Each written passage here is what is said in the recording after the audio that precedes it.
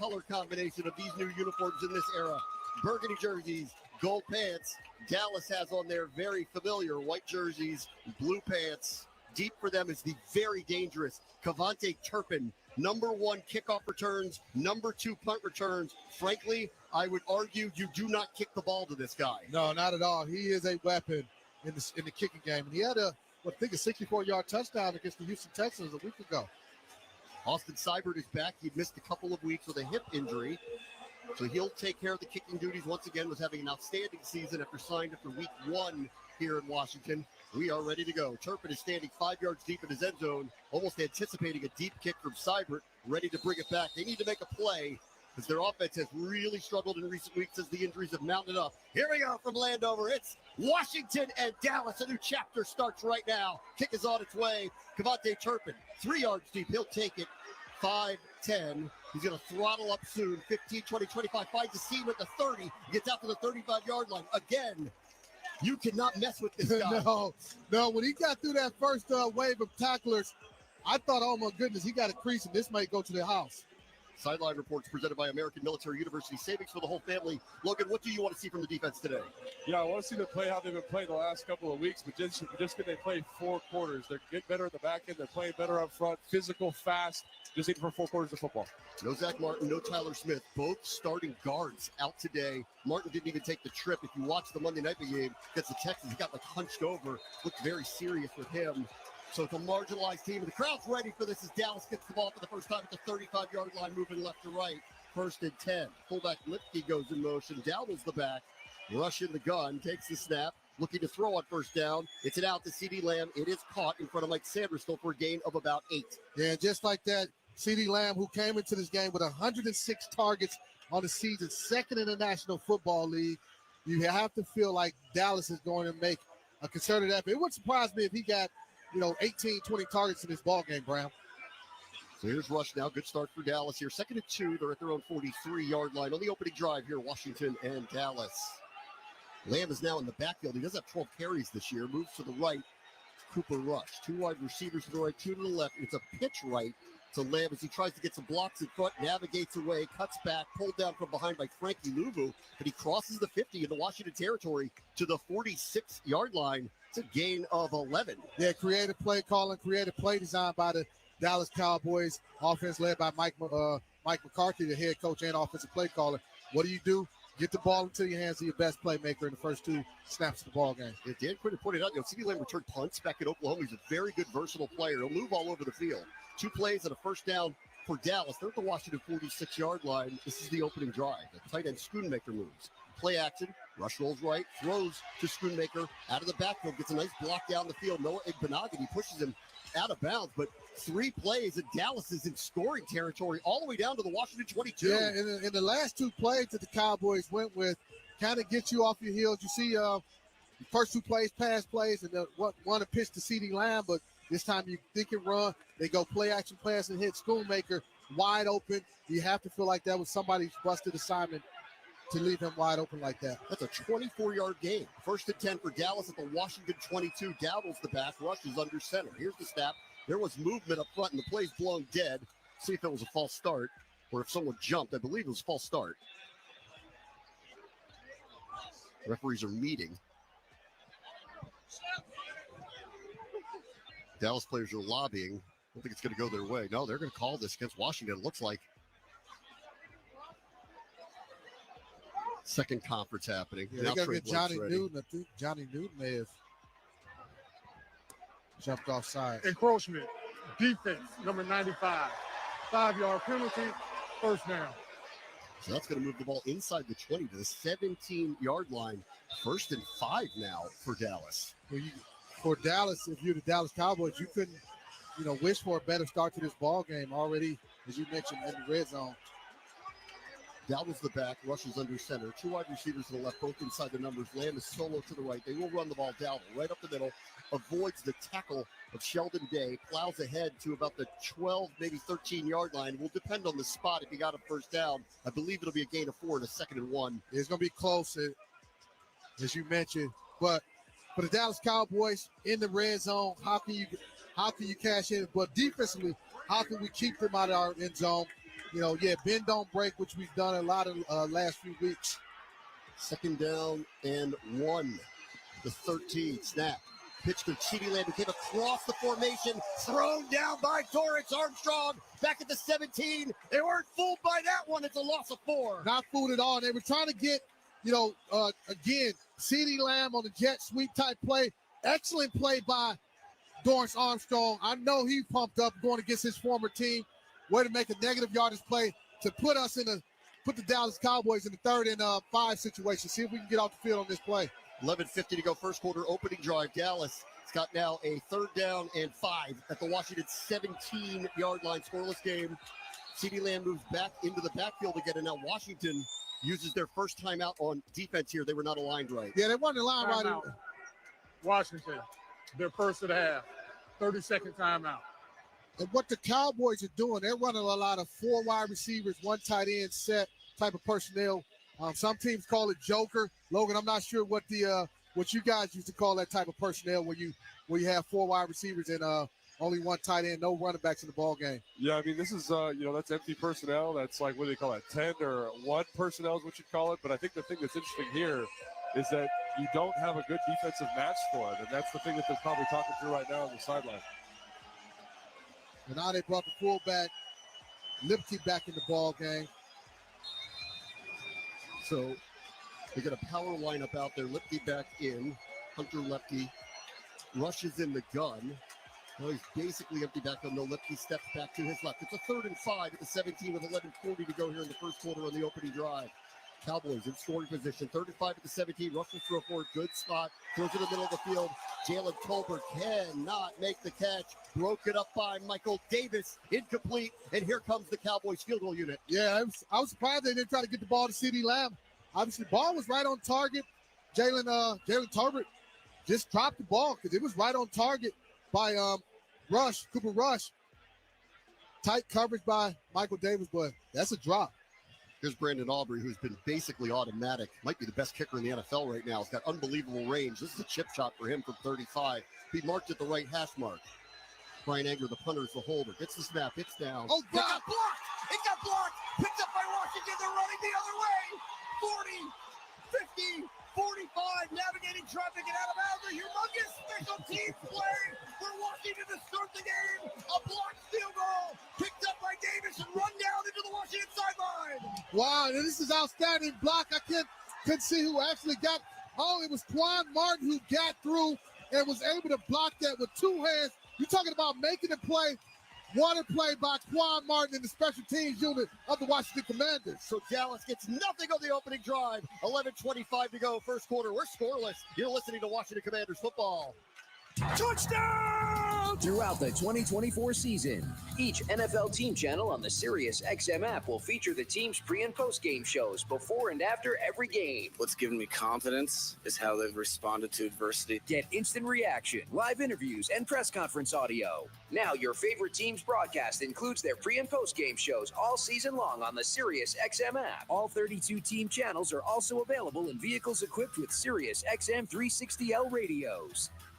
Europe's top soccer clubs are battling it out in the UEFA Champions League, and you can hear all the top matches on Sirius XM FC. Oh, Mo Salah! Simply sensational! 2 of the world's best meet in a rematch of the 2022 final as Liverpool take on Real Madrid. Jude Bellingham's driving, scores! It's the Reds versus Los Blancos, live from Anfield. Coverage begins Wednesday at 3 Eastern on Sirius XM FC 157 and streaming on the Sirius XM app. Smooth enough for the sheets. Gritty enough for the streets.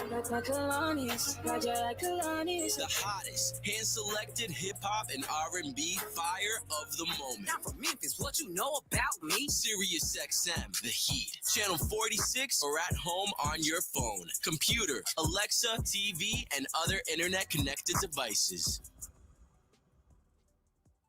Sometimes you only get one look at greatness. After all, there's only one Sammy Baugh, only one Darryl Green, and one John Riggins. There's only one Lombardi Trophy Only one case of Super Bowl rings, and only one Hall of Fame gallery that houses the bronze bust of each Hall of Famer. And they all live in one place, the Pro Football Hall of Fame, where one look at greatness lives forever. Ignite the passion, relive the glory. Book your visit now at ProFootballHof.com. Washington fans, hear what Coach Quinn and the players have to say after each game on the Commanders channel. 8:31 on the Sirius XM app. This is Washington Commanders football. Today's game is brought to you by Fortinet Federal, trusted cybersecurity for government everywhere you need it. Back in October 2021, Tim Settle blocked a field goal for the Commanders. That was the last one until just moments ago. Quan Martin blocks Brandon Aubrey's kick, picked up by Michael Davis, and the opening drive for Dallas ends in a big goose egg. Washington takes over at the Dallas 40 after a nice return by Davis, and that was the first time that Brandon Aubrey's ever had a field goal blocked. Yeah, and I'll tell you the details of how they were able to block that field goal after this play by our team. So 1st and 10 in Dallas territory, first offensive drive for Jaden and company. At the 40, in motion Noah Brown. Hand off Brian Robinson. Tries to get behind a block, just there was nowhere to go. Got stood up at the line of scrimmage and thrown down by Osi Odigizua for a 3-yard loss. Yeah, excellent game plan on that block field goal by, is B-Rob hurt? He got twisted up. He got hurt. Yeah, the training staff, oh boy, he's holding his right leg. Training staff has run onto the field to help Brian Robinson. That's a bad sign here early in this game. He is down laying on his stomach. Yeah, he got caught up on a tackle attempt. You saw when he's getting twisted up and his ankle, knee area. His right leg ended up getting caught underneath Ozigidua. That doesn't look good. No. So while the Washington training staff attends to Brian Robinson, we'll take a break here with 11:15 to go in the first quarter, scoreless between Washington and Dallas. This is the Washington Commanders Radio Network. Cybersecurity requires a team effort. That's why U.S. government professionals rely on Fortinet Federal's industry-leading technology and engineering expertise for advanced infrastructure and cybersecurity capabilities designed to defend against malicious actors. With a singular focus on solutions for the federal government and their mission partners, Fortinet Federal can help you simplify operations, converge infrastructure, and secure your data. Trusted cybersecurity for government everywhere you need it. See more at FortinetFederal.com. That's FortinetFederal.com. The votes were all counted, and the results are official. Royal Farms was named #1 for food in the USA Today 10 Best poll, receiving more votes than any other convenience store chain in America. The next time you want to get some good food fast, doesn't it make sense to go to Royal Farms? Voted best in the USA and home of world-famous chicken. Real fresh, real fast. Royal Farms. Empower and protect your organization and its partners to move your mission forward with Fognigma. Use automation and cloud-based architecture to facilitate collaboration between organizations in the U.S. and abroad without requiring infrastructure overhaul. Rapidly deploy traceless, regenerating cloud-based networks for anonymous open-source research, discrete communications, data transportation, remote access, mission partner environments, and more. Integrate, automate, collaborate, and dominate cyber operations with Fognigma. Go to Fognigma.com to get started. Fognigma.com. Fognigma. At GEHA, we stand behind our members because we were founded by members.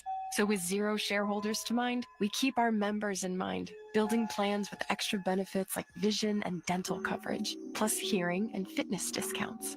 At GEHA, one thing is clear. Your health isn't our business.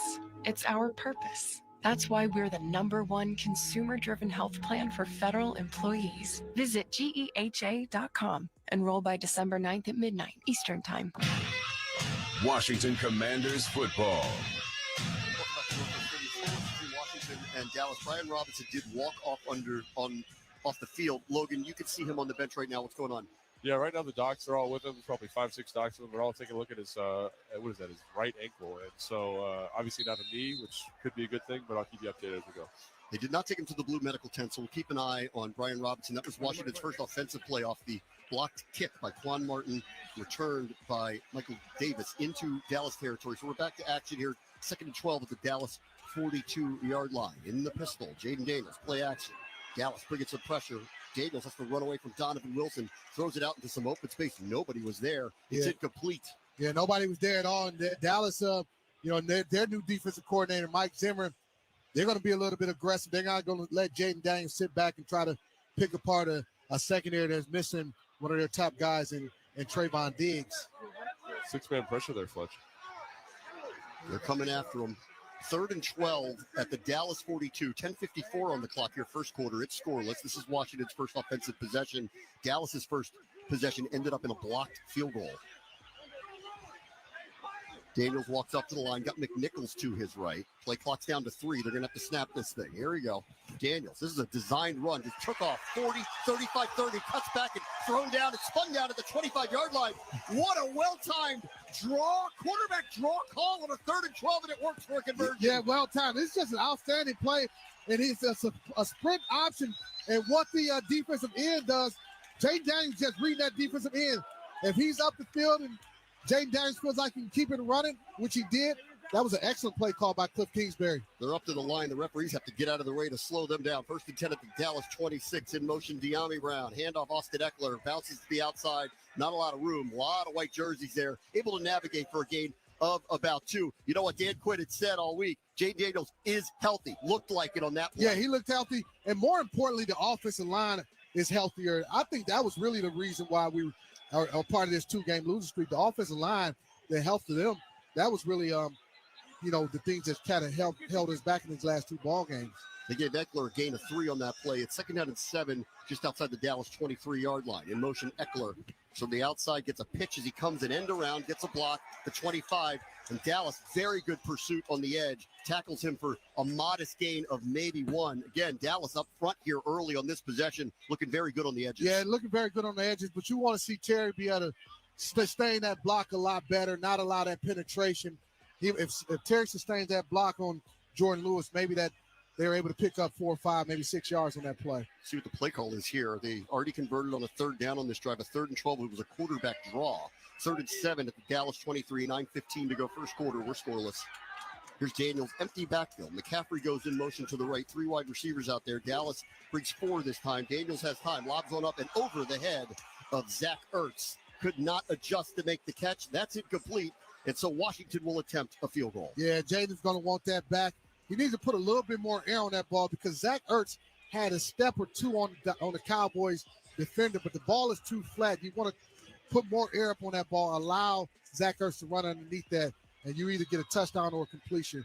Jaden's going to want that, definitely want that throw back. So now Austin Seibert's going to try to put Washington in the lead here. It'll be a 41-yard field goal attempt. Ball will be marked at the left hash mark, the 31-yard line. Seibert, who missed the last 2 weeks hip injury, back, ready to go, ready to kick. Snap is on its way. Tressway gets it down. Seibert's kick is on its way, and that is good. The first score of the game is presented by La Chemin du Roi Champagne and Branson Cognac, the official champagne and cognac of the Washington Commanders. All Commanders field goals are brought to you by Northwest Federal Credit Union, the official credit union of the Washington Commanders. Washington blocked a field goal and made a field goal. And with 9:01 to go in the first quarter, they lead the Cowboys 3-0. You're listening to Washington Commanders. This week on Let's Go with Bill Belichick, Max Crosby, Peter King, and me, Jim Gray. With 2 greats, Bill Belichick and Tom Brady. Allen going to take it and run, and he's into the end zone. I like them going for it because the last thing you want to do is kick the field goal. You're up 5 with Patrick with the ball with 2 minutes left. You're like a sitting duck. Spags didn't have the spy on this time on 4th down, and Allen got him in the 4th quarter with the scramble. Listen to the extended version of Let's Go, now available exclusively on the all-new Sirius XM app. When Dave Matthews Band closes out an historic year, it's no wonder that they have arrived here at the Hall of Fame. You'll hear it live.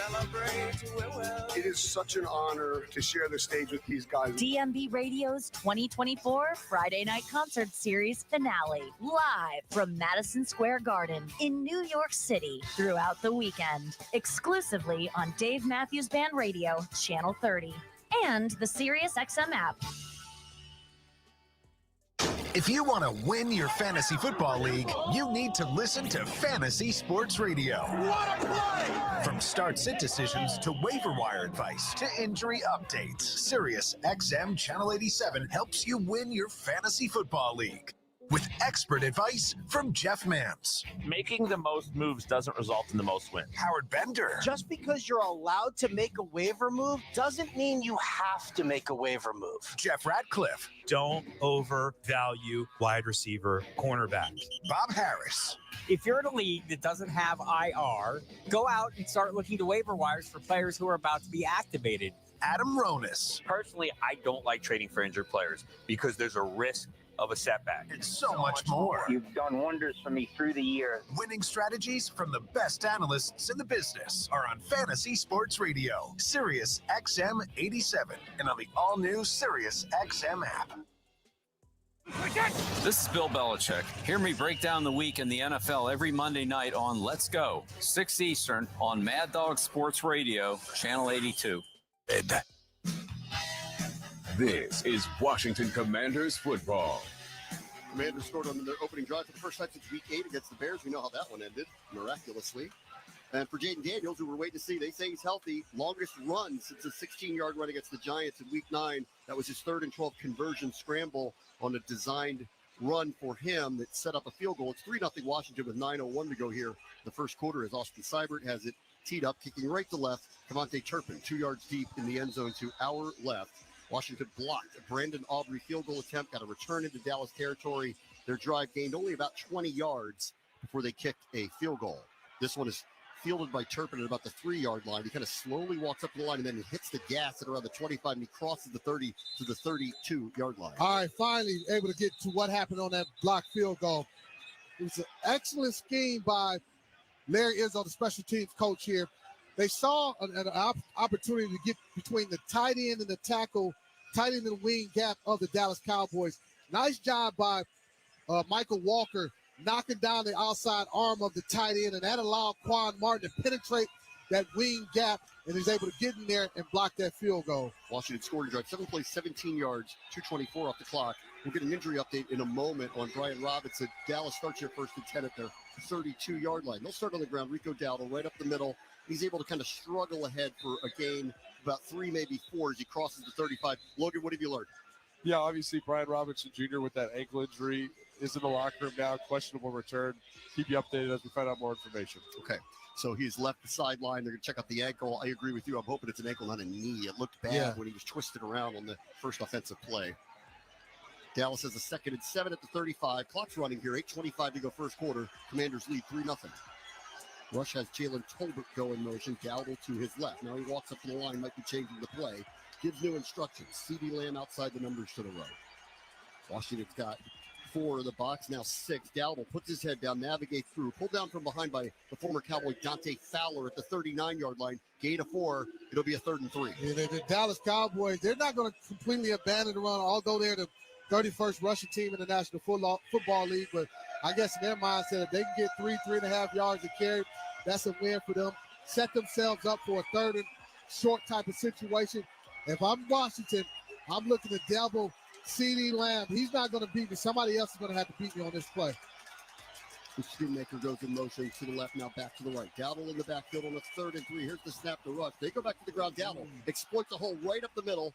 Pulled down from behind as he crosses the 45 to the 47-yard line. So that's a gain of 8. 3 straight rushes for Dallas starts this drive, and it's a first down for the Cowboys. Yeah, because you're on a 3rd and manageable type situation, they caught us with our linebackers up in the gap. That time Bobby Wagner was showing like he was going to blitz. And nice play call. Nice kind of audible to that run by the Dallas Cowboys.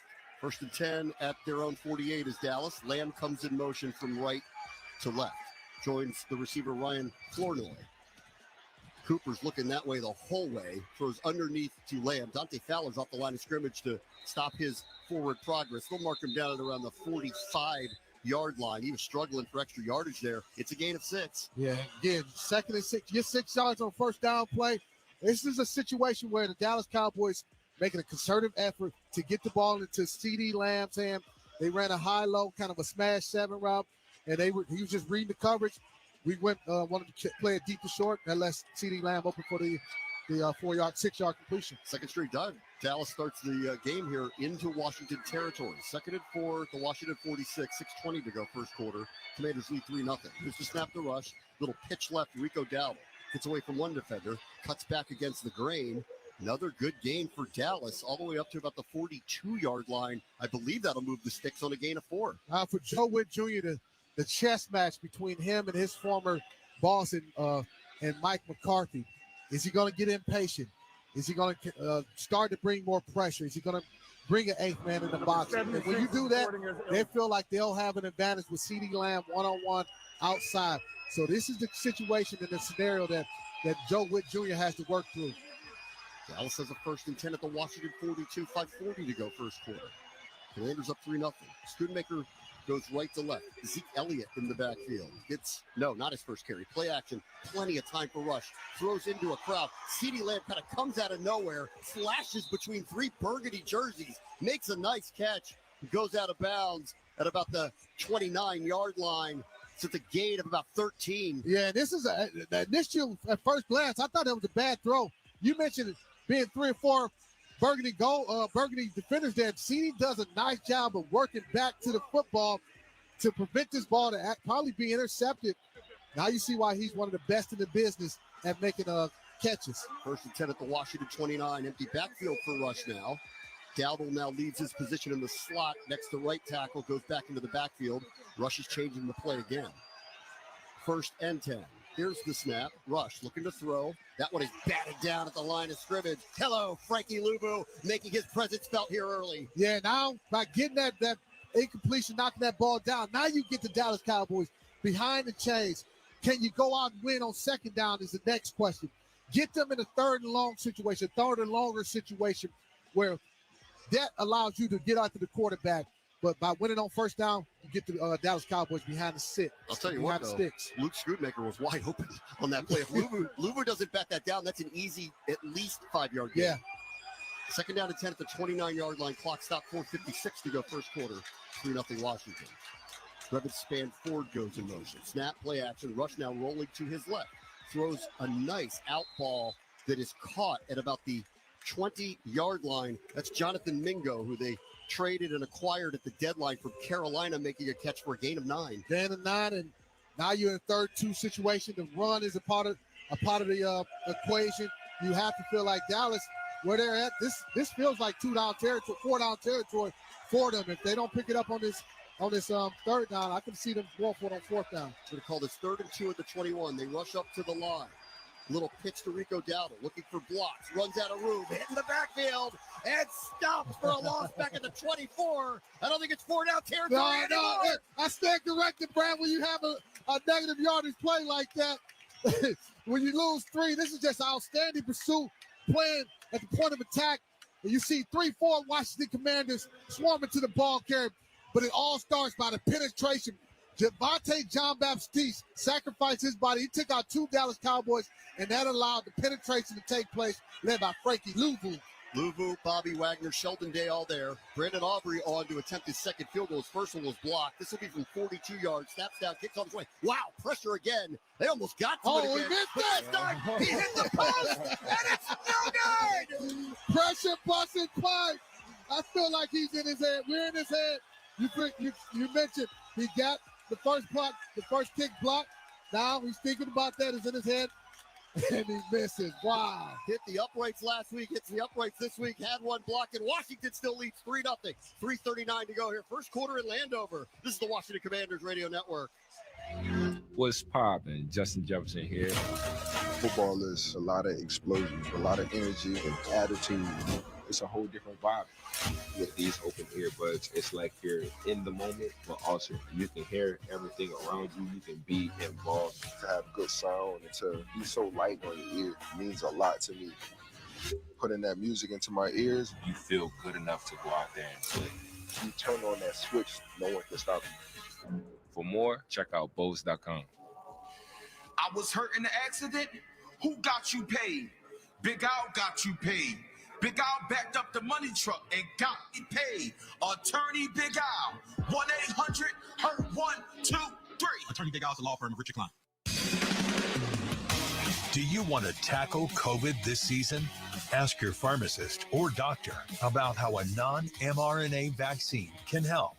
Commanders Radio is brought to you in part by Novavax. your local vaccine company and a proud partner of the Washington Commanders. Don't punt on getting your COVID vaccination this season. Learn more at ChooseNovavax.com. Hey, it's LeVar Arrington here, and when it comes to performance on and off the field, good sleep is your best friend. So we at Mattress Warehouse are going to help you get there. Here's the game plan. Go to any Mattress Warehouse store and take their bid match test. You can then enter to win tickets to a Commanders home game with round-trip transportation provided by Reston Limousine and swag bags from Big 100. Winners will also be registered for a grand prize VIP flyaway trip for two to attend the iHeartRadio Music Awards in L.A. Visit MattressWarehouse.com for a location near you. At Johnson, Kendall & Johnson, we've been serving our valued clients with excellence for over 65 years. From property and casualty insurance to employee benefits, we've got you covered. To learn more, visit jkj.com. JKJ, our passion is your protection. This is Washington Commanders football.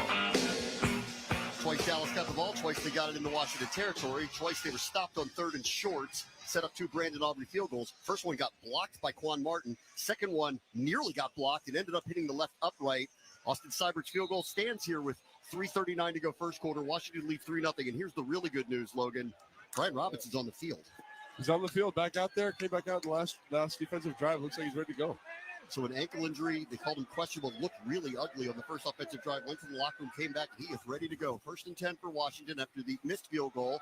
Play action and a keep by Jaden Daniels. Running to the sideline, forced out of bounds at around the 38, 39-yard line. There is a Cowboy down the 40 on one knee. It's Jordan Lewis. He's okay, but a zone read run here by Daniels to start this drive for a gain of 7. Yeah, that's a sight for sore eyes, seeing Jaden Daniels already with 2 rushing attempts. You can hear Daniels there with the calls. Robinson's behind him in the pistol. 2nd down at 3 at their own 39-yard line. John Bates goes in motion, head down, head hunting, looking for it. Big hole up the middle. Robinson gets it, breaks through a tackle. His ankle's fine. Out to the 46-yard line at a gain of 7. 1st down, Washington. That's why you want a healthy B-Rob out on the football field.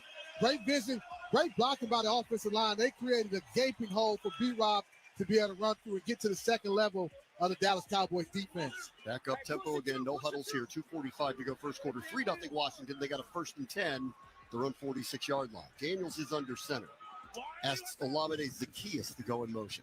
To the action and a pitch back to De'Ami Brown. Got the edge. 50-45. Takes on 2 tacklers into Dallas territory. Down to the 40-yard line. That's a gain of 14. 1st down, Washington. A little razzle-dazzle already in this ball game. Nice play call again by Cliff Kingsbury. We've seen the sprint option, and then we saw the reverse right there. I like what the way Cliff is dialing it up so far in this ball game. Dallas is one of the worst rush defenses in the league. They're pulling out all the tricks here early. They're awful. 1st and 10, the Dallas 40-yard line. Robinson to the right of Daniels.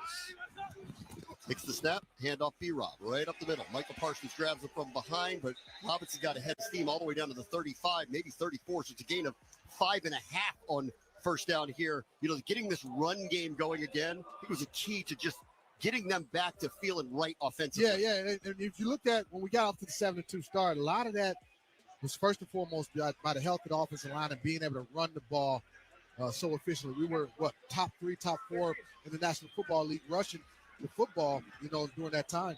2nd and 4 at the Dallas 34. Robinson and Eckler on the field. Eckler flares out to the left. Handoff Robinson right up the middle. Met by Donovan Wilson in the hole. Stops him after a gain of 2. It's going to bring up a 3rd and 2. To the point on Robinson, they're 1 and 2 without him this year. They had 87 yards per game, about 3.3 per carry. With them, 6 and 2, 170 rush yards per game, 5.2 per carry. It's just different when he plays. And it's 35 rushing attempts in those 7 wins, as opposed to less than 25 in those losses too. Here's a 3rd and 2 at the Dallas 32. Ertz goes in motion. Eckler's the back. They're going to throw for this. Daniels, light foot up into the center of the field, looking for Noah Brown. But that one is broken up by the rookie Josh Butler. It's incomplete. And it looks like on a 4th and 2 at the Dallas 32, Dan Quinn is electing to try a 50-yard field goal. Yeah, I was, as aggressive as we've been on these fourth and short situations, I thought that Jaden Daniels had Zach Ertz open. I thought he was going to go to him. He opted to go to Noah Brown, and he wasn't able to make that completion. Nice play by Josh Butler. We were just talking about how they just run. 3rd and 2 didn't. Yeah. Chose to throw. So this is going to be from 51, center of the field. Austin Seibert trying to go 2 for 2 here in the first quarter. Long attempt. Here's the snap. It's down. Kick is low, wobbly, and that is just not going to get there. It is no good. Yeah. So the field goal units for both sides struggling. Dallas is 0 for 2. Washington's 1 for 2. It's still 3-0 Commanders with 45 seconds to go here in the first quarter. This is the Washington Commanders Radio Network. Effective enterprise cybersecurity requires a team effort. That's why U.S. government professionals rely on Fortinet Federal's industry-leading technology and engineering expertise for advanced infrastructure and cybersecurity capabilities designed to defend against malicious actors. With a singular focus on solutions for the federal government and their mission partners, Fortinet Federal can help you simplify operations, converge infrastructure, and secure your data. Trusted cybersecurity for government everywhere you need it. See more at FortinetFederal.com. That's FortinetFederal.com. At GEHA, we stand behind our members because we were founded by members. We're not focused on Wall Street. We're focused on Main Street. So we've built dental plans with vision coverage, too. At GEHA, one thing is clear. Your health isn't our business. It's our purpose. That's why we're the #1 dental plan of choice for the federal workforce. Visit GEHA.com. Enroll by December 9th at midnight, Eastern Time. Accelerate your zero trust journey with Wiz for Government, a comprehensive cloud security platform trusted by over 40% of the Fortune 100 companies that empowers the government to secure everything they build and run in the cloud. Wiz is a unified cloud security solution that provides full visibility, effective risk reduction, automated compliance assessment, and AI security capabilities in the cloud. So public sector agencies can innovate in the cloud while staying secure. Learn more at wiz.io/gov. That's wiz.io/gov. When it's time for a PCS, you know the drill. Pack the boxes, research the new base, get the kids registered for school, because family supports family. At American Public University, we support military families by helping them save on an education that goes wherever life leads. As a military spouse, you can enjoy the same flexible, affordable online education as your spouse at the same rate of just $250 per credit hour for undergraduate and master's level programs. American Public University, education that moves with you. Learn more at apu.apus.edu/military. This is Washington Commanders football. 3-0 Commanders, 45 seconds to go here. First quarter, Dallas has the ball through on 41-yard line. CeeDee Lamb been heavily targeted here in the first quarter. 5 targets, 5 catches, 35 yards. By getting more than 4 receptions now, it is the 44th consecutive game that he has done that. So that is now the longest streak since 1970 by any receiver having 4+ catches in games. First and 10 for Dallas at the 41. Austin Seibert missed a 51-yard field goal, now 1 for 4, 50+ this year. Here's Cooper Rush. They're going to start on the ground. Rico Dowdle cuts back to the left, found a crease. Bobby Wagner closes it. Dallas then pushes the pile ahead for an extra yard or two to the 47-yard line. It's a 6-yard gain on first down. Joe Witt's not going to like that. Oh, wait a minute. Now they're saying they got the ball out. The referees are thinking about this. Bobby Wagner's holding it, and they're going to talk about this. I like the fact that they're talking about it. The ruling on the field, there was a fumble recovered by the defense. Washington's ball first half. Wow. Oh, that ball is out. So Rico Dowdle just got kind of caught up. His forward progress was basically being pushed forward by his offensive lineman. Oh, that ball's and out. as he was coming down, the ball was ripped out of his arms. I believe that's Johnny Newton who got in there to rip it out of his arms. It came loose, and all of a sudden, Bobby Wagner, who was just sitting on the ground underneath the pile, the ball was just in his arms. Yeah, no, initially, Bobby Wagner did a nice job of standing up Dowdle, and he tried to rip it out. And then, as you mentioned, Johnny Newton came in and finished it off. And that ball is definitely ripped out, and that's a fumble. And an obvious recover, more importantly. Dowdle definitely fumbled that football. So I don't think they're going to overturn this. We're watching a slow-mo replay of it. I don't think they're going to overturn it. Dallas' defense is walking onto the field. First turnover of the game. So we got a blocked field goal, a missed field goal with pressure on the kicker, and now a turnover in the first quarter. And it's already, I feel like it's already been confirmed. Again, obvious recovery by our guy. and Bobby Wagner came out of the stack with that football in his hand. All Booth Reviews presented by FCN. If your agency needs a review of networking, data storage, or cybersecurity products, FCN has the answers. Logan, what have you seen from the Washington offense of Jaden Daniels here their first couple of drives? Yeah, I think it's the same thing you guys have seen. I think you've seen a group that's running the football efficiently, and I think they're still trying to figure out the best way to throw the ball. I think that zone read stuff is live the rest of the game. The interior offensive line is getting great push, and B-Rob is cramming it up in there. And the way their defensive ends are playing means Jaden Daniels is going to pull that football a little bit and get some rushing yards. So the second time this quarter, they're going to start in Dallas territory, this time at their 47-yard line. Snap to Daniels. Eckler stays into chip block. He loads one up down the sideline, looking for Terry McLaurin. Oh, he just cannot make the catch.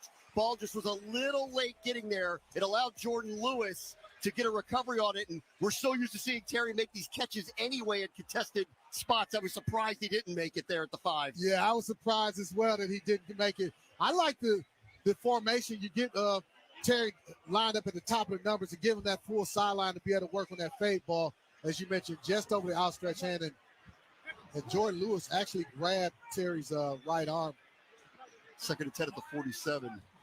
There's the snap, play action, throws to the right. That's a catch by Zach Ertz, and he's going nowhere. Dropped immediately by Josh Butler. Maybe a gain of 1 or 2 to the 44-yard line on the Terry play. I don't think he would have landed in bounds even if he made the catch, because as he was diving for the ball, he ended up out of bounds. Brandon Coleman's down. Oh, we have another commander down. Brandon Coleman, who's slow. He's running off of the field, but the training staff is with him. So Cornelius Lucas is onto the field, taking over at left tackle. Looks like his right hand, Brad. He's been banged up a lot. The good thing, though, that Luke is back out on the football field healthy, because him and Brandon Coleman, they have been sharing time for the majority of those first, let's call it seven ball games. So they'll regroup here as we've come to the end of the first quarter. This is the end of the first quarter. Washington will have a 3rd and 7 at the Dallas 44, and they've got a 3-0 lead. You're listening to Washington Commanders football. To truly go inside the game of pro football, you need to see things from the player's perspective. Let's go. Every Tuesday at 7 p.m. Eastern, catch the Player's Point. Join NFL tight end Colin Thompson and Packers running back A.J. Dillon as they break down the biggest stories in the NFL. Hand off A.J. Dillon, powering his way. Touchdown! The Player's Point. Every Tuesday at 7 p.m. Eastern, only on SiriusXM NFL Radio, Channel 88, and the SiriusXM app. Nobody covers the National Football League. They give Mahomes time for the end zone. He throws it. It's caught. Touchdown! Like SiriusXM NFL Radio, Channel 88. Our team of former players, coaches, and front office executives like Pat Kerwin, Jim Miller, Rich Gannon, Alex Smith, and Hall of Famer Bill Polian brings you closer to the game. If it's happening, we are there. Live from the Scouting Combine in March to the draft in April. And in the summer, SiriusXM NFL Radio takes you to all 32 training camps. We connect you with the history of the game on stage for Hall of Fame weekend.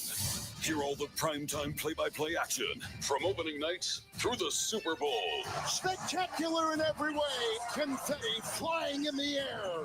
Your 24/7 home for the NFL. All year long.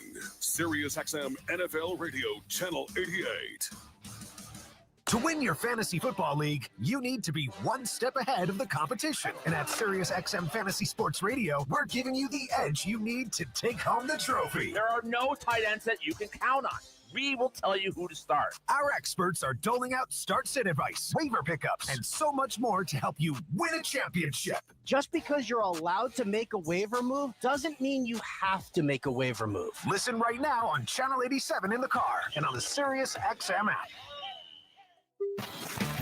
Tune to SiriusXM NFL Radio, Channel 88 all year long to hear expert opinions and analysis from former players, coaches, and executives. Red.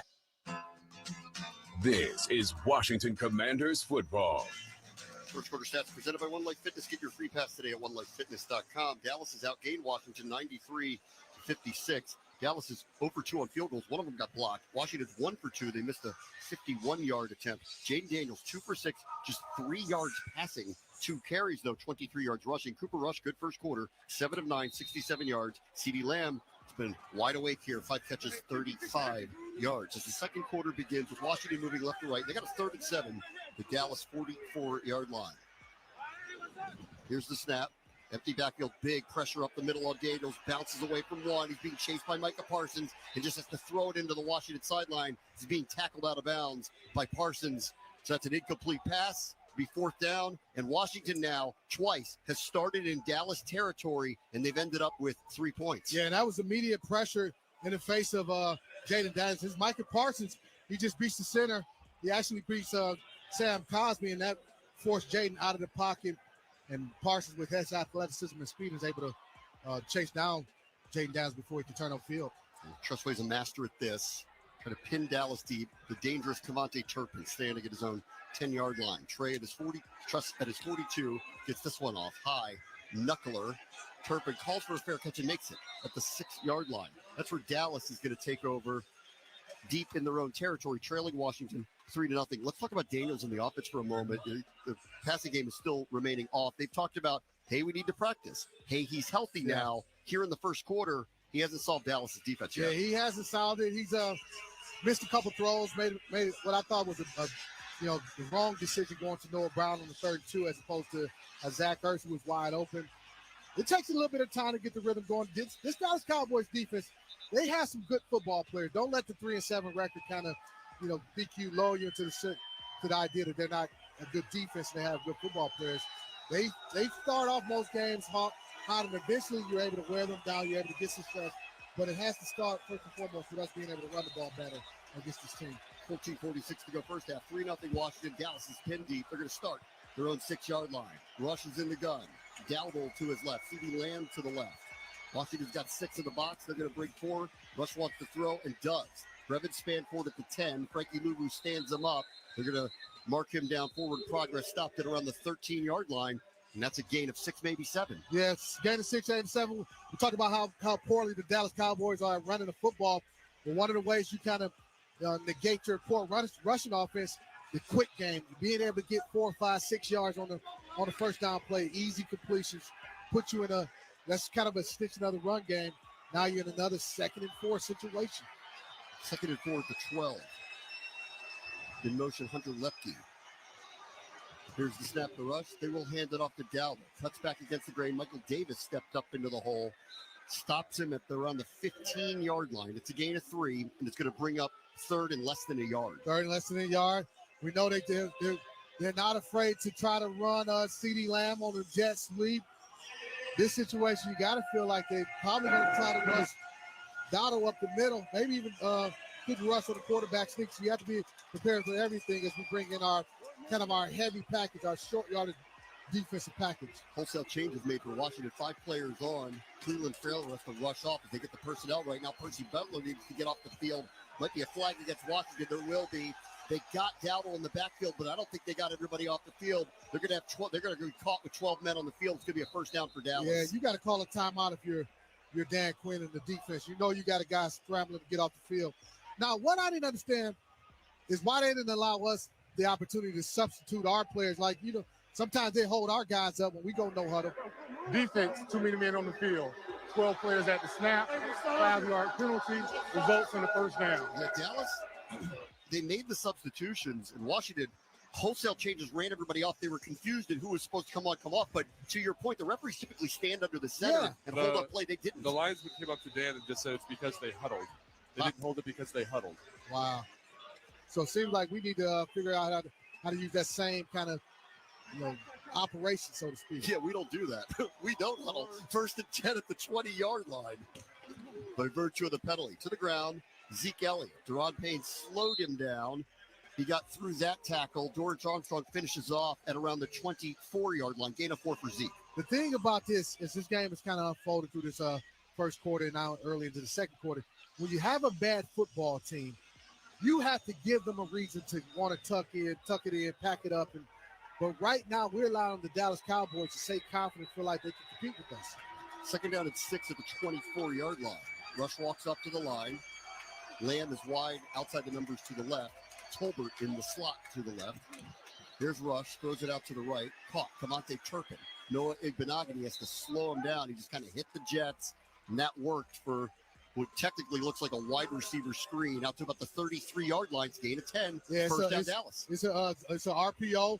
We brought a pressure, You just throw the bubble screen, quick pass, and let your explosive guy make a play out and Turpin out on the perimeter. 12:05 to go here, second quarter. 3-0 Washington. Dallas started at their own 6. They got a 1st and 10 at their own 33. Rush is under center. Here's the snap. Play action, rolling right. Chased by Frankie Luvu. He's able to tip that ball. Second time that Luvu has deflected a pass. It was intended for CeeDee Lamb, and it's incomplete. Yeah, and again, if Luvu doesn't tip that ball, because of the bootleg, the Dallas Cowboys had essentially 3 guys open, 3 opportunities for Cooper Rush to throw that football to. But as you mentioned, Frankie Luvu able to get a hand on that ball and prevent that pass from being completed. Rush has had a really good first quarter plus. I mean, if it wasn't for these 2 tip passes, he'd be like 9 of 11. He can play. Second and 10 at the 33-yard line. Snap. That one goes over the head of Rush. He has to just dive on it back at the 20-yard line. Another mistake by the Cowboys and a loss of 13. The Dallas Cowboys, you wonder why they're 3-7. Missed opportunities, 1 block field goal, 1 missed field goal, the fumble, and they've also had 20 turnovers, which is most in the NFL, tied with the Raiders. So they continuously shoot themselves in the foot offensively. A couple of the turnovers the last couple of weeks against Philadelphia and Houston, they were like blooper reel stuff. Like a fumble picked up by Tyler Guyton, fumbled again, returned for a touchdown, like total, like not top 10 stuff. 3rd and 22 at the 21-yard line after the snap that went over his head. Snap the Rush. Looks back to the right. That one is tipped at the line of scrimmage. That's Luvu again. 3 tipped deflected incompletions. You don't think Frankie Luvu is pumped and he understands the assignment? If you can't get to, what do they teach pass rushers? If you can't get to the quarterback, get your hands up in the throwing lane. He's done that 3 times already in this ball game. So Dallas shoots themselves in the foot, goes backwards in a promising drive that just messed up with a bad snap. It's a Washington beneficiary here as Brian Angers on the punt for the first time. And another target for CeeDee Lamb, man. Another target. He's going to have 18 to 20 targets in this ball game. That's 7. We got 11:08 to go here in the second quarter. 7 targets already. Anger gets this one off. Olamide Zaccheaus backing up to the sunny side of the field at the 24-yard line. Makes the catch, cuts back to the left. Nice move. 35, 40, spins out of 1 tackle. Tackle to the 42-yard line. That's an 18-yard return by Olamide Zaccheaus. And with 10:55 to go here in the first half, Washington takes over, up 3-0. This is the Washington Commanders Radio Network. I was hurt in the accident. Who got you paid? Big Al got you paid. Big Al backed up the money truck and got me paid. Attorney Big Al. 1-800-HURT-123. Attorney Big Al's a law firm of Richard Klein. Hey, it's LeVar Arrington here, and when it comes to performance on and off the field, good sleep is your best friend. So we at Mattress Warehouse are going to help you get there. Here's the game plan. Go to any Mattress Warehouse store and take their bid match test. You can then enter to win tickets to a Commanders home game with round-trip transportation provided by Reston Limousine and swag bags from Big 100. Winners will also be registered for a grand prize VIP flyaway trip for 2 to attend the iHeartRadio Music Awards in L.A. Visit mattresswarehouse.com for a location near you. Brought to you by Ortho Virginia. As Virginia's largest provider of orthopedic medicine and the official orthopedic and sports medicine provider of the Washington Commanders, it's no wonder that they're the pros trust. Ortho Virginia has more than 150 specialists and over 35 locations throughout Virginia, with many offices offering same-day appointments and extended hours. To find a specialist near you or to book an appointment, visit orthovirginia.com. Ortho Virginia, stronger starts here. The votes were all counted, and the results are official.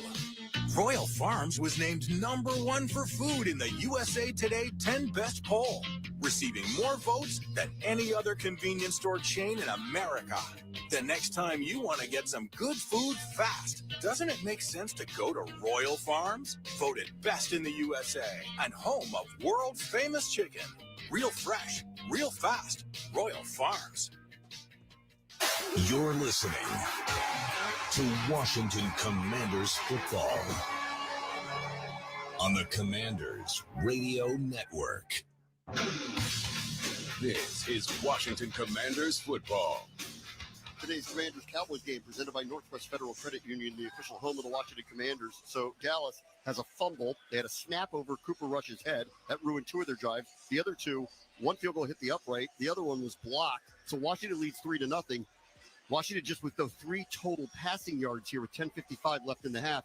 They really need to, Logan, don't you think, score here to try to send a message to a team that's shooting itself in the foot? I think they do. I think this is one of the things in the film study that got me excited. Like if the Commanders offense can get rolling, the Dallas offense can't keep pace. They need to get that going right now. They need to get the tempo of this game up, get the game flow awkward so that they have to throw more, put the game in Cooper Rush's hands. Don't let Dallas run the football anymore. They got to score a touchdown here.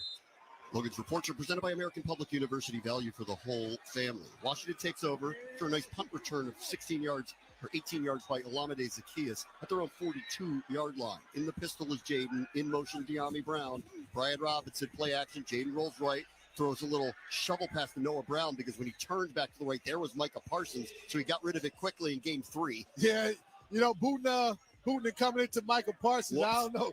Yeah, whoops, you're trying to ask Noah Brown to kind of slow down Micah Parsons. He just knocked him off like a little flea. Last week, Terry McLaurin has 1 target, no catches. Noah Brown, that's his first target, first catch. Last week, just 2 catches for 14 yards in its entirety against Philadelphia. Second down at 7. Here's the snap. Start. And now they throw a quick pass Zach out Ertz, to McLaurin, but there's a false start coming against Washington. Yeah, false start, Zach Ertz. False start. Offense, number 86. 5-yard penalty, second down. It's a second procedural call against Washington in the first half. And this is stuff that you can't do. You're trying to get your offense going. You got nice field position. You get yourself in a third and, let's call it 3rd and 3rd and 7 type situation. Now you move back 5 yards, or 2nd and 7, I should say. Now you're 2nd and 12. You're behind the chains. Back to the 40-yard line, empty backfield here for Daniels. Dallas has brought a lot of pressure here early in the first half. They only bring 4 this time. They double-team Parsons. Daniels has time. Nice strike. Noah Brown at midfield struggles for an extra couple of yards to the Dallas 47-yard line. And on 2nd and 12, that's a gain of 13. First down, Washington. And what they did is they went max protection. They chipped those pass rushes of the Dallas Cowboys. You mentioned just a 4-man rush. That allowed Jaden Daniels a lot more time to be able to target Noah Brown on that play. They want to go tempo. Here we go. 1st and 10. Quick snap. Goodness. That was an awkward snap. I don't think everybody was ready, so Daniels just had to take off. Parsons grabs him the 48-yard line. They weren't set. They were not set. It's like the center had a snap count different than the rest of the offensive line. Jaden got the football, and he just tried to make something out of nothing.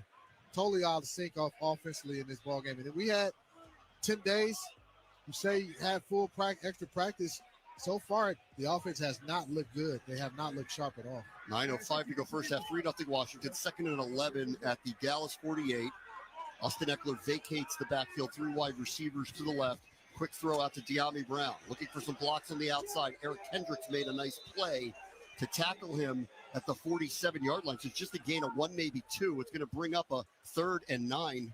3rd and 9, and that's not a situation of down and distance. You want to be in consistently against this defense with pass rushers like Micah Parsons. Third down stats brought to you by Marks & Harrison. Injured in a wreck, call Marks & Harrison for a free consultation or go to marksandharrison.com. They're 1 for 4 so far. Here's 3rd and 9. Daniel steps back, good pocket. Loads one up deep, one-on-one. Looking for Noah Brown, adjusts to it. Oh, and he just can't make the catch. Nice coverage by Josh Butler down the field at the 5-yard line to break it up. Yeah. The Dallas Cowboys bought pressure. You bring an extra man, leaves the one-on-one coverage down the sideline. Ball just a little bit, and the ball needs to be more outside. Noah Brown actually does a nice job getting back into the face and breaking that ball up. Otherwise, that ball is going to be intercepted by Josh Butler. Tressway on the punt now. This is the second time. 3 times Washington's had the ball in Dallas territory. They've got 3 points. This is the second time that they're punting. Tressway on its way to Cavante Turpin, who's going to let that go over his head. Bounces at the 5, and out of bounds it goes inside the 10-yard line. That's where Dallas is going to take over with 8:14 to go in the first half, and the Commanders leading 3-0. This is the Washington Commanders Radio Network. At GEHA, we stand behind our members because we were founded by members. So with 0 shareholders to mind, we keep our members in mind, building plans with extra benefits like vision and dental coverage, plus hearing and fitness discounts. At GEHA, one thing is clear. Your health isn't our business. It's our purpose. That's why we're the #1 consumer-driven health plan for federal employees. Visit GEHA.com. Enroll by December 9th at midnight Eastern Time. When you're part of a military family, you understand sacrifice and support. At American Public University, we honor your dedication by extending our military tuition savings to your extended family. Parents, spouses, legal partners, siblings, and dependents all qualify for APU's preferred military rate of just $250 per credit hour for undergraduate and master's level programs. American Public University, value for the whole family. Learn more at apu.apus.edu/military. Hey Commanders fans, the 2024 football season is here, and SeatGeek is here to help you experience all the action. SeatGeek makes it easy to find tickets, so you can be part of all the touchdown celebrations this season. Whether you're buying or selling tickets to Commanders football games or any other live event in Washington, D.C., SeatGeek is the place to do it. SeatGeek is the official primary ticketing partner of the Washington Commanders. The most disruptive idea in ticketing? A ticket that works. Expect the expected. SeatGeek. Pepsi Zero Sugar has taken its flavor to the next level. A Zero Sugar Cola has never tasted this good. But we don't expect you to take our word for it, so we're putting it to the test, starting with me. My mouth is watering already, so I think we can skip the drum roll and get right to the main event. Cue the fireworks. We have an official best Zero Sugar ever. It's delicious, it's refreshing, and it's so good you'll need to try it for yourself. Trust me. Pepsi Zero Sugar. Zero never tasted so good. That's what I like. Washington Commanders football. Scott Jackson will bring you a first half recap. It's coming up on Command Center at the half, presented by GEHA. We've got 8:14 to go here at Northwest Stadium. Washington leads 3-0.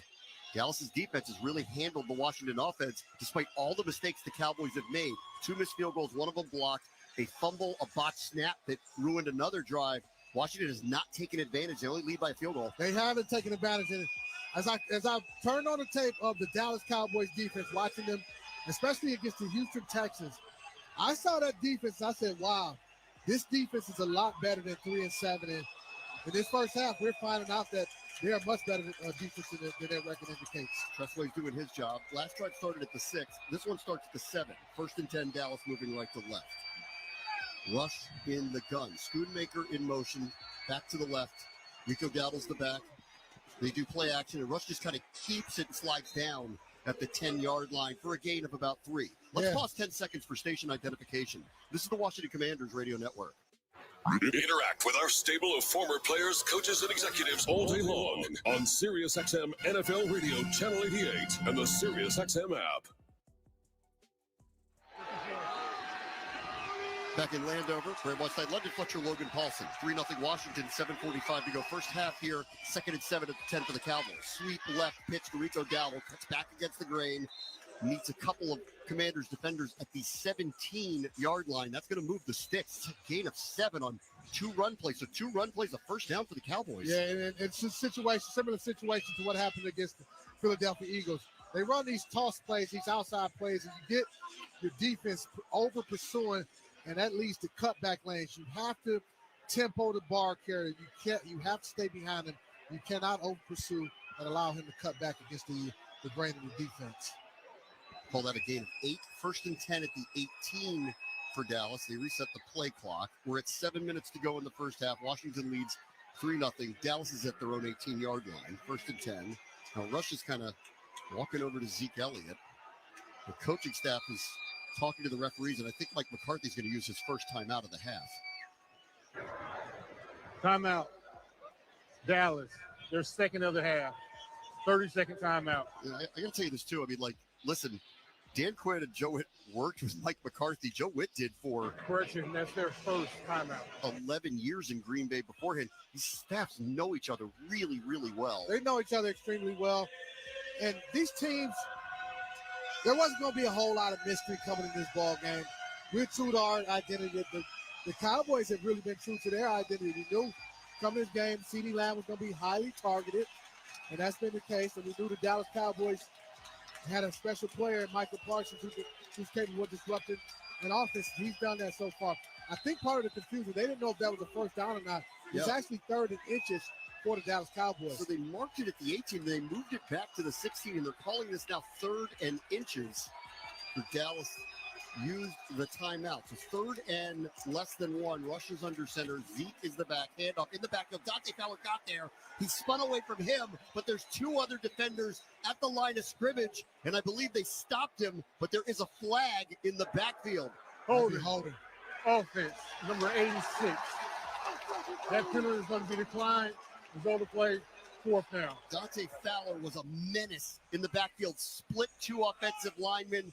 Forced Zeke to go outside and into the teeth of the defense. It's a stop on 3rd and 1. Yeah, Schoolmaker, he's been a really good pass catcher, but trying to have him block Dante Fowler is a lot to ask. And Fowler got so much penetration, he was able to force that Elliott to have to, try to avoid him in the backfield. So no gain. Watch Dallas here. I know it's deep in their own territory. They have faked punts 2 of the last 3 weeks. 4th and 1 at the 16-yard line. Hard count. Here's the snap.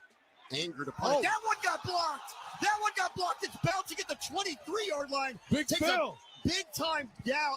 Dallas bounce out to the 39. How about Fedarian Mathis blocking a punt? Big Phil getting his big paw on that punt attempt. Wow. What a play. The special teams have been outstanding in this ball game for us. Fletch, they got the defensive safe group in there, and Big Phil just walked the guard back into the punter. How about that? Him and Deron Payne. Deron Payne and Fedarian Mathis were literally moving the snapper backwards, and Mathis got his paw and it blocks it. Dallas is fortunate the ball rolled about 20 yards out near their 40-yard line, so Washington was 6:19 to go in the half, 3-0. And they're going to start at the 39-yard line. And a run play. Brian Robinson met at the line of scrimmage. Osa Odigizua with the stop there. It'll be 2nd and 10. Now, field position has not been a problem for this offense all first half. But what are you going to do with this field position? You have to take advantage of this field position that we've been gifted by the Dallas Cowboys special teams unit again. 2nd time that Washington is starting here in the first half in Dallas territory. First time they ended up with a field goal. Here's the snap, play action. Daniels looking. He's got a really nice pocket. Throws underneath wide open. Brian Robinson crosses the 30. Takes 2 Cowboys to bring him down. The 28-yard line. We'll use that. First down, Washington on a gain of 11. Nice play by Jaden Daniels. They wanted to take a shot deep. Dallas Cowboys did a nice job of taking away the deep stuff. What do? Make a quick decision. Come down to your check down, which is B-Rob, and you pick up the first down. And Logan, he had those quiet feet on that one. He was shaky a little bit there in the first quarter with Daniels. Yeah, it seems like he's settling in a little bit, which is nice to see. 1st and 10 at the 28-yard line. 5:15 to go in the half. Linesman backs away. We're ready to go. In motion, Luke McCaffrey. Here's the snap. 3 rusher off the edge. Daniels in trouble. Throws underneath the Robinson. And that one is picked off. It went in and out of his hands. And Dallas has it. They're running the other way. I don't know if they're going to call that a fumble or an interception. I think it's an interception by Chauncey Golston. Daniels had to get away from a free rusher on the edge to Marvian Overshone, rushed to the right, threw it underneath to Brian Robinson. As he bobbled the ball, Golston came off the line of scrimmage, grabbed it, and ran down. It's a turnover for the Commanders. Yeah, you had the perfect calls set up for that, a screen against a blitz, but nice play by Golston. So Washington's lead remains 3-0. Dallas is going to take over in Commanders territory with 5:01 to go here in the first half. This is the Washington Commanders Radio Network. Football is back, and NFL Plus has you covered. Get ready for the 2023 NFL season and get access to the NFL preseason. Watch live out-of-market preseason games on NFL Plus, including all 23 live NFL Network games across devices. Stream exclusive coverage of the top 100 players of 2023 and discover all-access content from players, coaches, analysts, and more. Sign up today at plus.nfl.com. Terms and conditions apply. Live preseason games are subject to local blackouts. Breaking news, and this one is almost unbelievable. Yeah, it's all about new customers at Bet365 because they get $150 in bonus bets when they bet $5. And even better, bonus bets can be used on the spread, totals, and player props. There you have it. Bet $5 to get $150 in bonus bets. And see why. It's never ordinary at Bet365. Gambling problem? Call 1-800-GAMBLER. 21 plus only. Must be physically located in Virginia. Terms and conditions apply. Do you want to tackle COVID this season?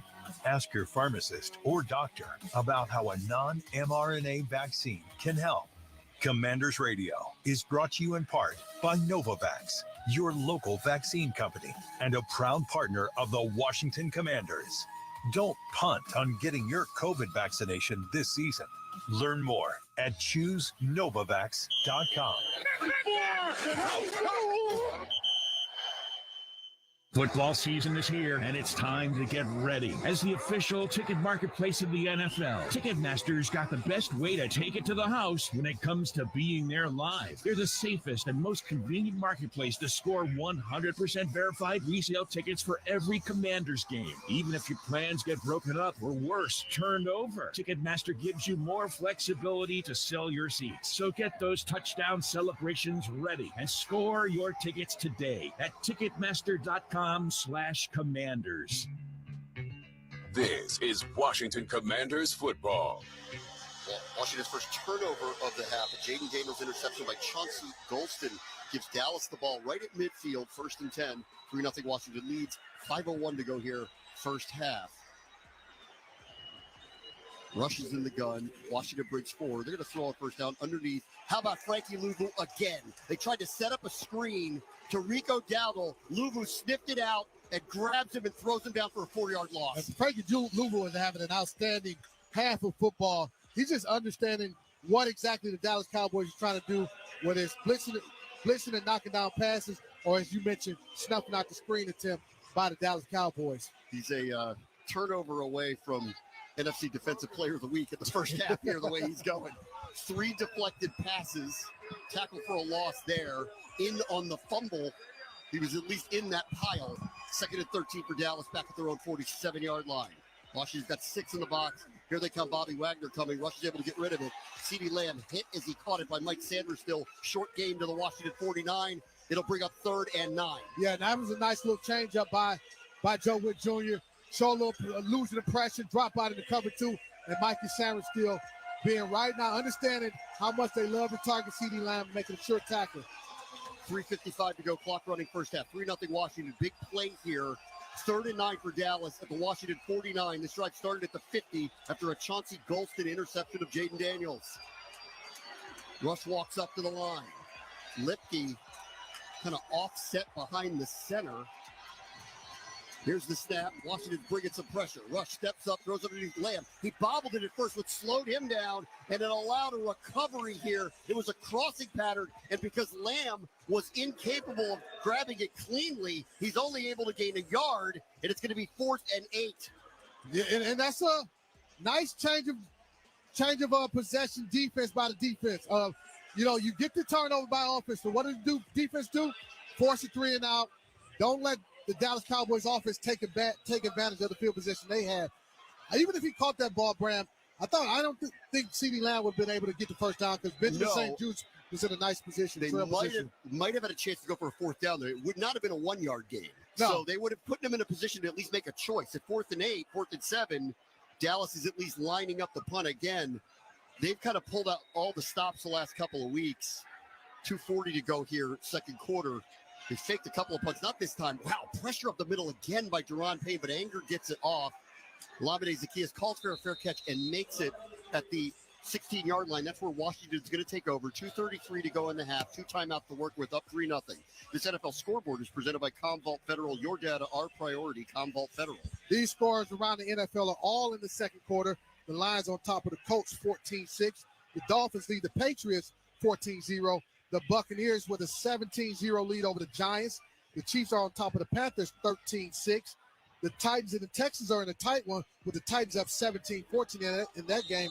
And the Vikings are on top of the Bears, 14-7. It's 3-0 here with 2:33 to go first half. Washington has the ball after a nice stop by the defense, a 3 and out after a turnover that gave Dallas the ball at the 50. Washington starts at the 16-yard line. Got that time and 2 timeouts to work with. 1st and 10, pistol look. They're going to go to the ground. Austin Eckler right up the middle, met by Donovan Wilson and DeMarvion Overshown after a gain of 3.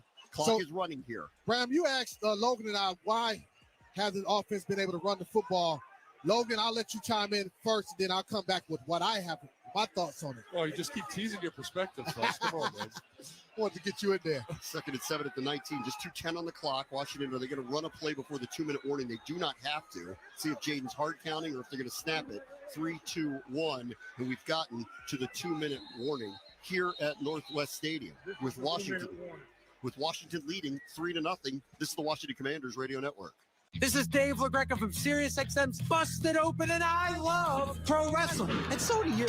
And that's why I'm bringing it to you every day on the Busted Open podcast. Join me in a cast of pro wrestling Hall of Famers for reactions, insights, and interviews with the biggest names. Plus, weekly sessions all about their decades of wrestling expertise that we call the Masters Class. Download Busted Open now on the SiriusXM app or wherever you get your podcasts. Here's what's happening on SiriusXM Sports. If it's a Sunday during the NFL season, it's the Sunday Drive. Catch live look-ins, instant scoreboard updates, and expert analysis and breakdown of every game on the gridiron with reporters at every stadium. For complete coverage, tune to SiriusXM NFL Radio Channel 88 and the SiriusXM app. SiriusXM Sports, wherever you are, your team plays here. If you want to win your fantasy football league, you need to listen to Fantasy Sports Radio. What a play! From start-sit decisions to waiver wire advice to injury updates, SiriusXM Channel 87 helps you win your fantasy football league. With expert advice from Jeff Mams. Making the most moves doesn't result in the most wins. Howard Bender. Just because you're allowed to make a waiver move doesn't mean you have to make a waiver move. Jeff Ratcliffe. Don't overvalue wide receiver cornerback. Bob Harris. If you're in a league that doesn't have IR, go out and start looking to waiver wires for players who are about to be activated. Adam Ronis. Personally, I don't like trading for injured players because there's a risk of a setback. And so much more. You've done wonders for me through the years. Winning strategies from the best analysts in the business are on Fantasy Sports Radio, Sirius XM 87, and on the all-new Sirius XM app. Sports Grid Radio on Sirius XM has you covered this NFL season. Two of the best teams in the AFC end Week 12 of the NFL season when the Ravens take on the Chargers. The Ravens have won 4 of the last 5 games and come into this one as 2-point favorites. Can the Chargers beat the Ravens for the first time since 2019? Make sure you tune into Sports Grid Radio to stay up to date on all the latest. The place to get the winning edge over the sports books this football season is Sports Grid Radio, channel 159 in the car and on the Sirius XM app. Washington fans, hear what Coach Quinn and the players have to say after each game on the Commanders channel. 8:31 on the Sirius XM app. There's no other way to say it. So let's see what Washington does here. Deep in their own territory. They haven't been able to move the ball effectively. They lead 3-0. Both teams have 2 timeouts to work with. 2 minutes ago, 2nd and 7 for Washington at the 19, moving left to right. Daniels has Eckler to his right. 2 wide receivers to the left. It's a quick throw out to Noah Brown. Cuts away from one defender. Spins from another. And he's down at the 30-yard line. Nice play for a gain of 11 and a first down for the Commanders. And it was a nice read by Jaden Daniels on his own read.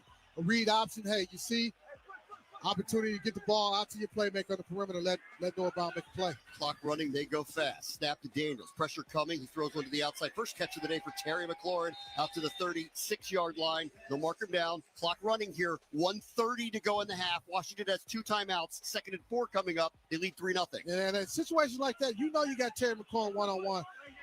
You got to do like the Cowboys, force feed him the football. 2nd and 4 at the 36. Here's the snap to Daniels. Eckler vacates, throws out to the far sideline. Olamide Zaccheaus gets out of a tackle, skips out of bounds. Stop the clock at the 43-yard line. A gain of 7.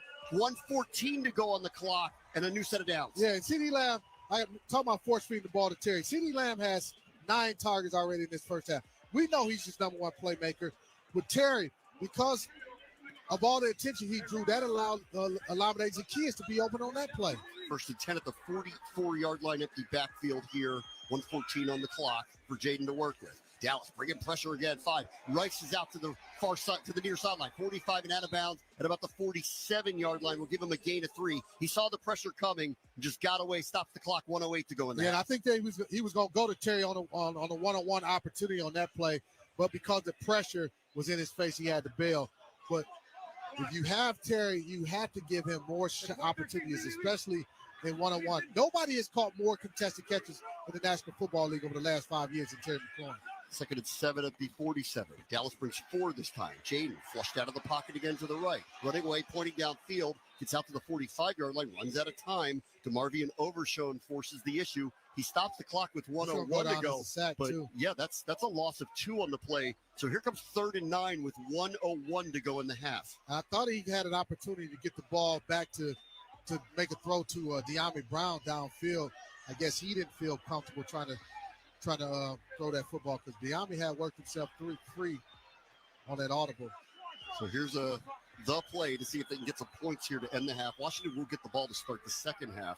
3rd down and 9. They're at their own 45, empty backfield for Daniels. Another rusher coming off the edge. He's flushed away again. 40, 45, and he's going to run it. He's not going to get to the edge. Goes out of bounds. Josh Butler's there waiting for him. Just got back to the line of scrimmage. Stops the clock as well now. 56 seconds to go in the half. And Washington's going to have to punt. And you can hear a restless crowd here wondering where the offense is. Yeah, very, very restless. And what Mike Zimmer, the defensive coordinator of the Dallas Cowboys, he's been extremely aggressive. He's not sitting back, allowing Jaden to get comfortable, bringing a lot of pressures, a lot of blitzes, and forcing Jaden to run with the football. Just 1 for 6 on 3rd down in the half is Washington's offense. Tressway's on to punt again. His own 32-yard line. It's on its way towards Cavante Turpin, who lets it bounce at the 18-yard line, takes a Washington roll to the 14-yard line. So there's 45 seconds to go in the half.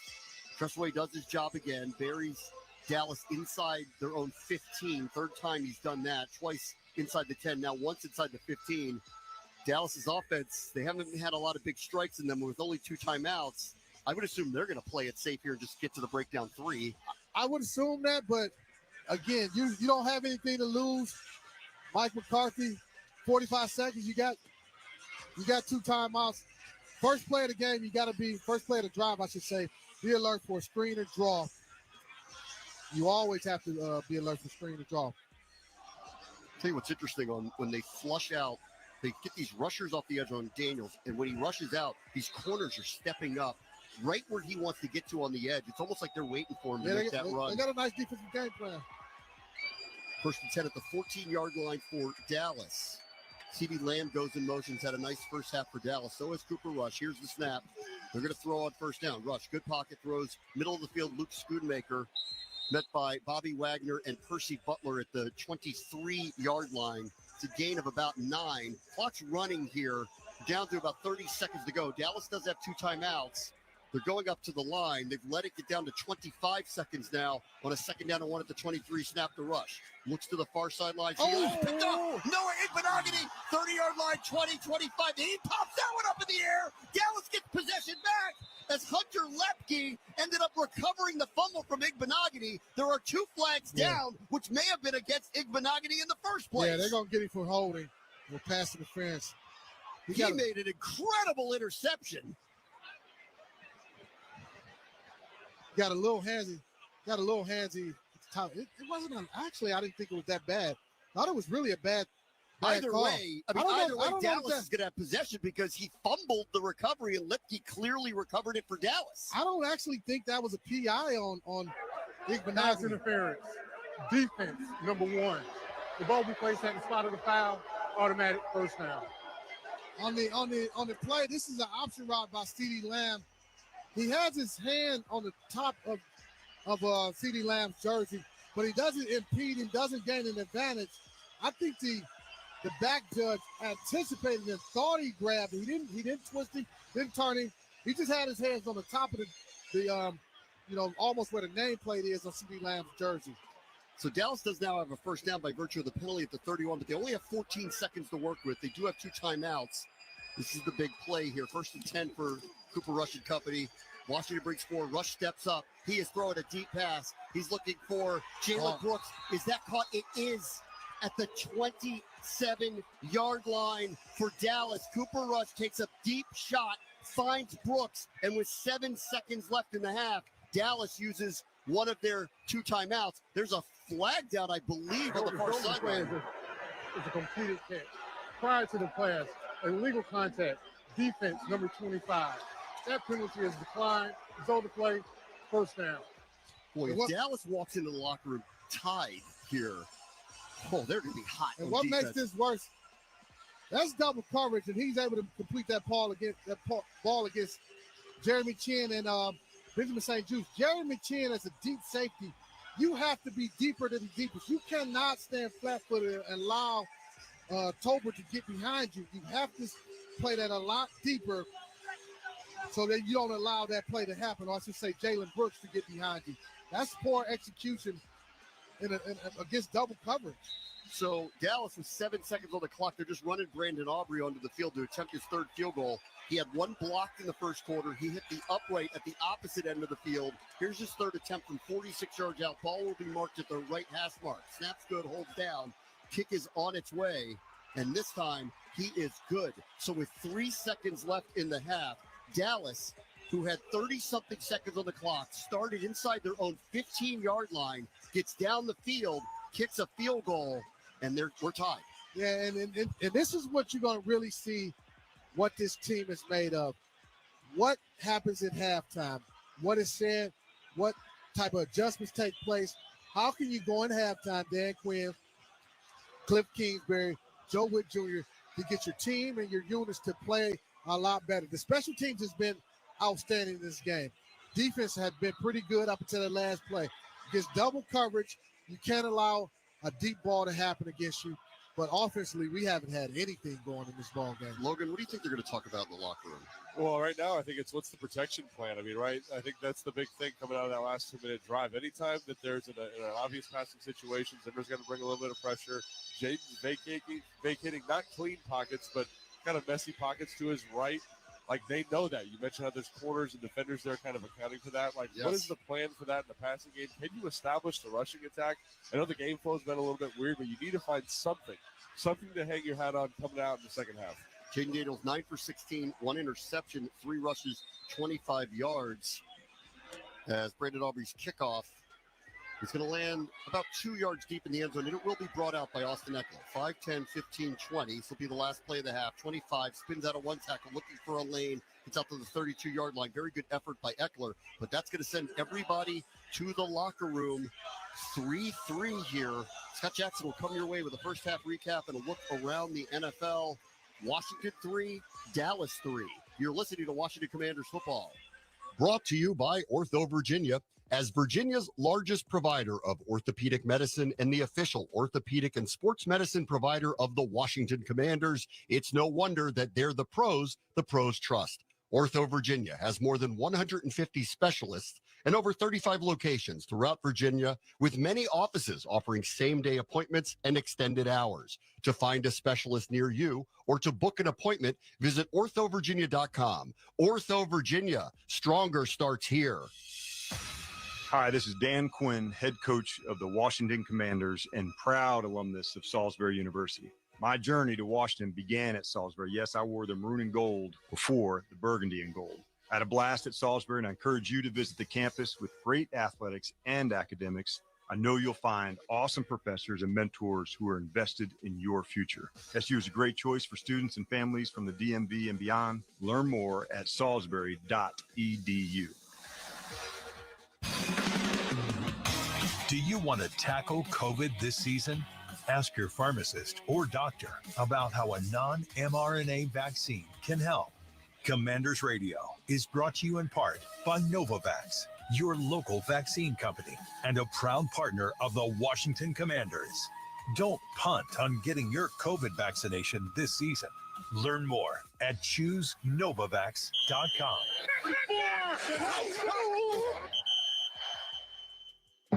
The votes were all counted, and the results are official. Royal Farms was named #1 for food in the USA Today 10 Best poll, receiving more votes than any other convenience store chain in America. The next time you want to get some good food fast, doesn't it make sense to go to Royal Farms? Voted best in the USA and home of world-famous chicken. Real fresh, real fast, Royal Farms. This is Command Center at the Half, presented by GEHA. Here's your host, Scott Jackson. At the half, the Commanders and Cowboys tied at 3. A first half that has seen the Commanders block a field goal, block a punt, and recover a fumble, but just 3 points to show for it. And the Cowboys and the Commanders tied at 3 apiece. Of course, Washington coming into the game riding a 2-game losing skid. The Cowboys, meanwhile, have dropped their last 5. They haven't won since that Sunday night game against the Pittsburgh Steelers.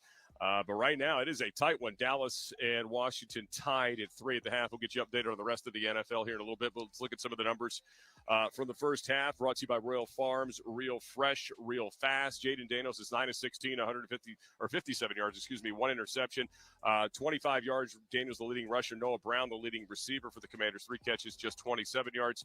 For the Cowboys, Cooper Rush, 14 of 18. Of course, 133 yards, 41 of which came on that big throw to Jalen Brooks right before half that set up the Brandon Aubrey field goal. Rico Dowdle with 35 yards rushing for Dallas as well to lead the way for their offense. And first half just not great for either one of these groups in terms of moving the football. 9 first downs for Dallas, 7 for Washington. Third down efficiency, both teams 1 of 6 thus far. Dallas with 1 more play than Washington, 31-30, and again 176 total first half yards for the Cowboys to 113 for the Commanders. Brian Robinson left this game briefly with what was called an ankle injury, did return, but has kind of been limited in this opening half. The Commanders will get the ball coming out of halftime. Again, a tie football game as Aubrey kicks the field goal with 3 seconds left in the half to get the Cowboys on board after he had 1 blocked and missed another as he pushed that one wide right, but was able to make through on his 3rd attempt of the football game. And that's where we stand right now, 3-3. Cowboys dominating time of possession as well, 18:07 to 11:53 for the Commanders here in this opening half. That is a 3-3 tie. We're going to be at Kraft House in Reston after the game, myself and Fred Smoot, as we are each and every week for the 1 o'clock, 4 o'clock kickoffs. Come on out and join us if you're in the area. We'll be registering folks to win tickets to the upcoming Commanders home game next week against the Tennessee Titans. All right, coming up, we'll get you updated on the rest of Week 12. Right now at the game, of course, it's 3-3 Commanders and the Cowboys. We'll get you updated on the rest of Week 12, what's happening here on the other side. This is the Washington Commanders Radio Network. As Virginia's largest provider of orthopedic medicine and the official orthopedic and sports medicine provider of the Washington Commanders, it's no wonder that they're the pros trust. Ortho Virginia has more than 150 specialists and over 35 locations throughout Virginia, with many offices offering same-day appointments and extended hours. To find a specialist near you or to book an appointment, visit orthovirginia.com. Ortho Virginia, stronger starts here. At GEHA, we stand behind our members because we were founded by members. So with 0 shareholders to mind, we keep our members in mind, building plans with extra benefits like vision and dental coverage, plus hearing and fitness discounts. At GEHA, one thing is clear: your health isn't our business, it's our purpose. That's why we're the #1 consumer-driven health plan for federal employees. Visit GEHA.com. Enroll by December 9th at midnight Eastern Time. The votes were all counted, and the results are official. Royal Farms was named #1 for food in the USA Today 10 Best poll, receiving more votes than any other convenience store chain in America. The next time you want to get some good food fast, doesn't it make sense to go to Royal Farms? Voted best in the USA and home of world-famous chicken. Real fresh, real fast. Royal Farms. Do you want to tackle COVID this season? Ask your pharmacist or doctor about how a non-mRNA vaccine can help. Commanders Radio is brought to you in part by Novavax, your local vaccine company and a proud partner of the Washington Commanders. Don't punt on getting your COVID vaccination this season. Learn more at ChooseNovavax.com.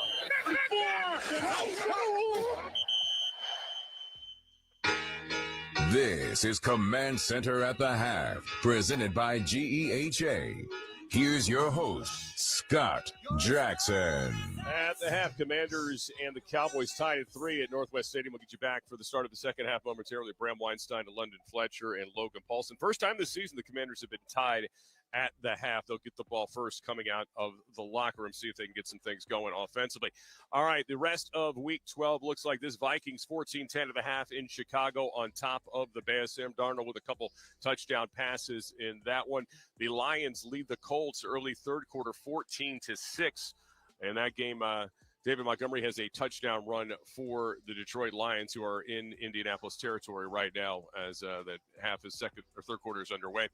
Tua Tagovailoa, 3 touchdown passes as the Dolphins are beating up on the Patriots 24-0 down in Miami as the Dolphins try to keep the wins coming.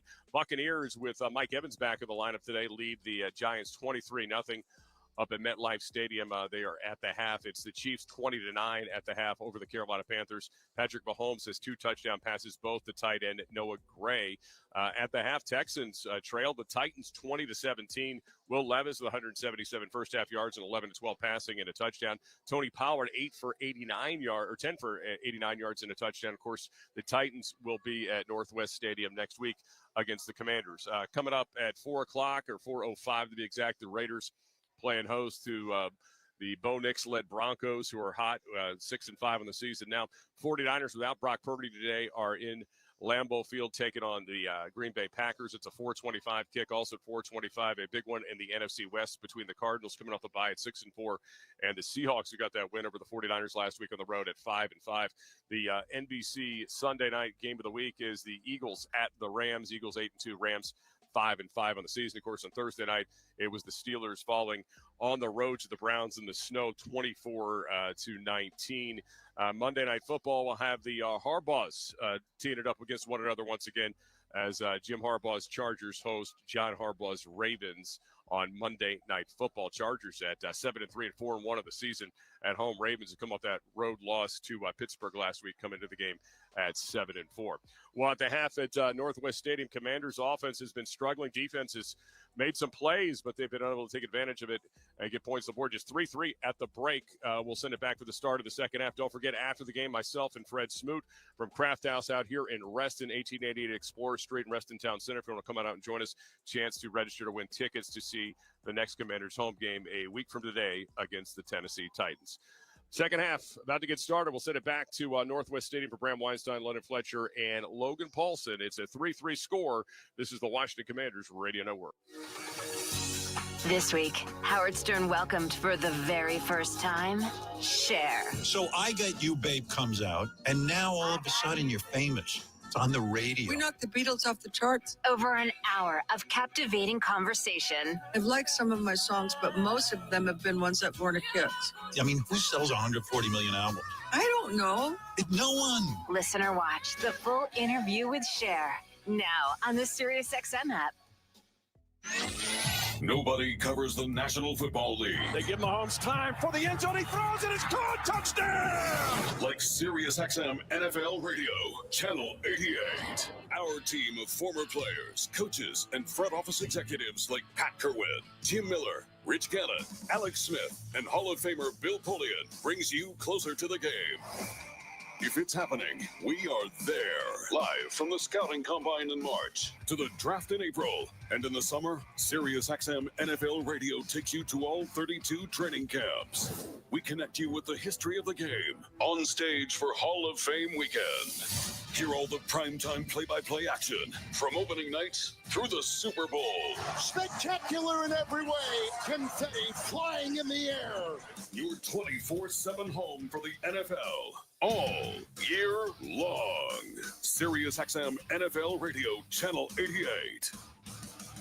Hey, this is Ken Schrader. And Kenny Wallace, inviting you to listen to our podcast, Herman Schrader, every week on Dirty Mo Media and SiriusXM. We'll chime in on what's going on in NASCAR today, rehash stories from our racing careers, and talk about things that have always been between us.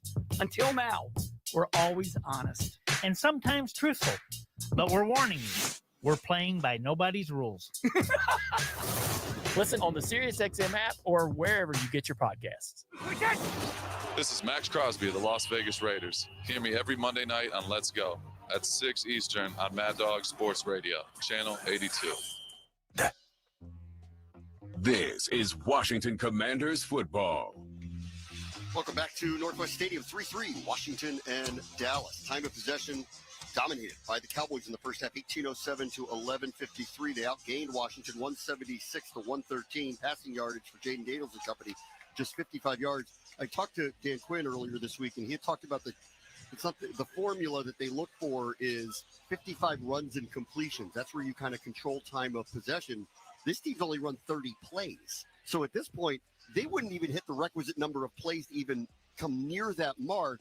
And the offense has just been stuck in the mud today. Yeah, just not in sync. They'll have a nice play, whether it's a 4-yard gain, 5-yard gain on first down. You got procedural penalty. You'll have a protection issue. You had the interception. They haven't been able to take away all this great field position that the defense and the special teams have allowed them to have.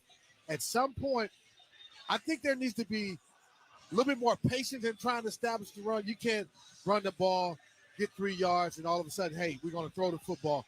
I think you need to consistently lean on running the football a lot more if you're going to have success and try to wear this Cowboys defense down. Has been one of the worst in the league stopping the run. In the first half today, 6 points combined, 289 total yards, 2 turnovers, 3 missed field goals, 1 was blocked. It was a blocked punt. The teams went 2 for 12 on third down. It was rough for everybody as we get set for the second half kickoff. It's presented by Chiniga Mayos. Logan, what do you think about the offense here? You thought about this through halftime. What do they need to change? Yeah, I think you just think about what Fletch said there. Like some of the things they've done so well early this year is run gap scheme runs. They've been predominantly outside zone read type stuff, which is more lateral. Can we get to some of that gap scheme stuff to kind of solidify that? And then, Cliff, can you be a little bit more concerned about when you're taking your shot plays? We need to string plays together, not just kind of have one-off low percentage shot plays down the field. I understand why he's doing it, and I get it, but can we be more consistent? So here we go. Dallas kicking off left to right. Little dirty ball from Brandon Aubrey. That has to land in the landing zone, and it did not, which means within the 20 of the goal line, it hit around the 27-yard line. And because of that, Washington is going to start off with good field position here. There's going to be great field position. So I was just looking. We talked about Dallas Cowboys. And Logan, you mentioned how often Dallas has dialed up pressure. In the 20 pass attempts by us, the Dallas Cowboys, 20 pass, dropbacks or whatever the case may be, the Dallas Cowboys have brought 5 rushers on 8 of those plays. That's 40% of the time. Coming to this game, the Cowboys, they're only blitzing about 30% of the time, 31%. So they obviously see something. They feel like they could be a lot more aggressive. That's something that we needed to address at halftime. This is a trend. We'll talk about this in a moment. But Washington gets the ball after another special teams mistake by Dallas at their own 40-yard line to start the half. They'll go on the ground. Austin Eckler, nice cutback, then met in the hole after about a 3-yard gain. Listen, this started a few weeks ago. The Giants blitzed more, brought more pressure than they usually do. Pittsburgh blitzed more, brought more pressure than they usually do. Philadelphia was the one that was winning, not bringing that kind of pressure. Dallas is following the formula of those other teams. Interesting right here. So you got 3 tight ends in the ball game. You spread them out. 2nd and 7. Eckler goes in motion. Snap to Daniels. Cowboys bring 5. Into the slot it goes. Terry McLaurin. Nice catch right at the 50-yard line. That's a gain of 7. They'll move the chains and a first down for Washington. Yeah, nice opportunity to take advantage of personnel grouping right there, Logan. Spreading those tight ends out and throwing the football. Really smart decision because when you're in that 13 personnel, it really regulates defenses. You're going to see a lot more cover 3, and that's exactly what Dallas did right there. So the ball's at midfield. 1st and 10 for Washington. We're in the first minute of the second half. It's 3-3 between the Commanders and Cowboys. Dallas scored late to tie the game. Brandon Aubrey 1 for 3 field goal attempts today. Here's the snap. Back to the ground. Austin Eckler right up the middle and just nowhere to go. Plugged hole. DeMarvion Overshown, the 3rd-round pick from a year ago who missed his entire rookie season with a knee injury, but has really been flashing this year for Dallas. Yeah, that was so that wasn't a first down on that. They didn't give us a first down. Now we just picked up the first down. That was 3rd and 1. You thought the ball at the 50-yard line should have been a first down. I don't know why that was 3rd and 1. Yeah, they just moved it now. All right, 1st and 10 at the 49 then. We'll do a do-over here. Eckler bounces the outside, cuts back to the inside. Here's a good first down run. Oh, there's a late flag that's thrown. He had gotten down to the Dallas 42-yard line, but this one might be coming back. There's 3 flags on the ground. Yeah, flag. It's a flag fest. Holding. Offense, number 82. 10-yard penalty, first down. It's Ben Sinnott, the rookie tight end. So this one's going to get pushed back to about their own 41-yard line. It's going to be 1st and 20. Penalties are killing these drives. Penalties are killing us, and that's another example of you come out, you get a really nice first down run by Austin Eckler.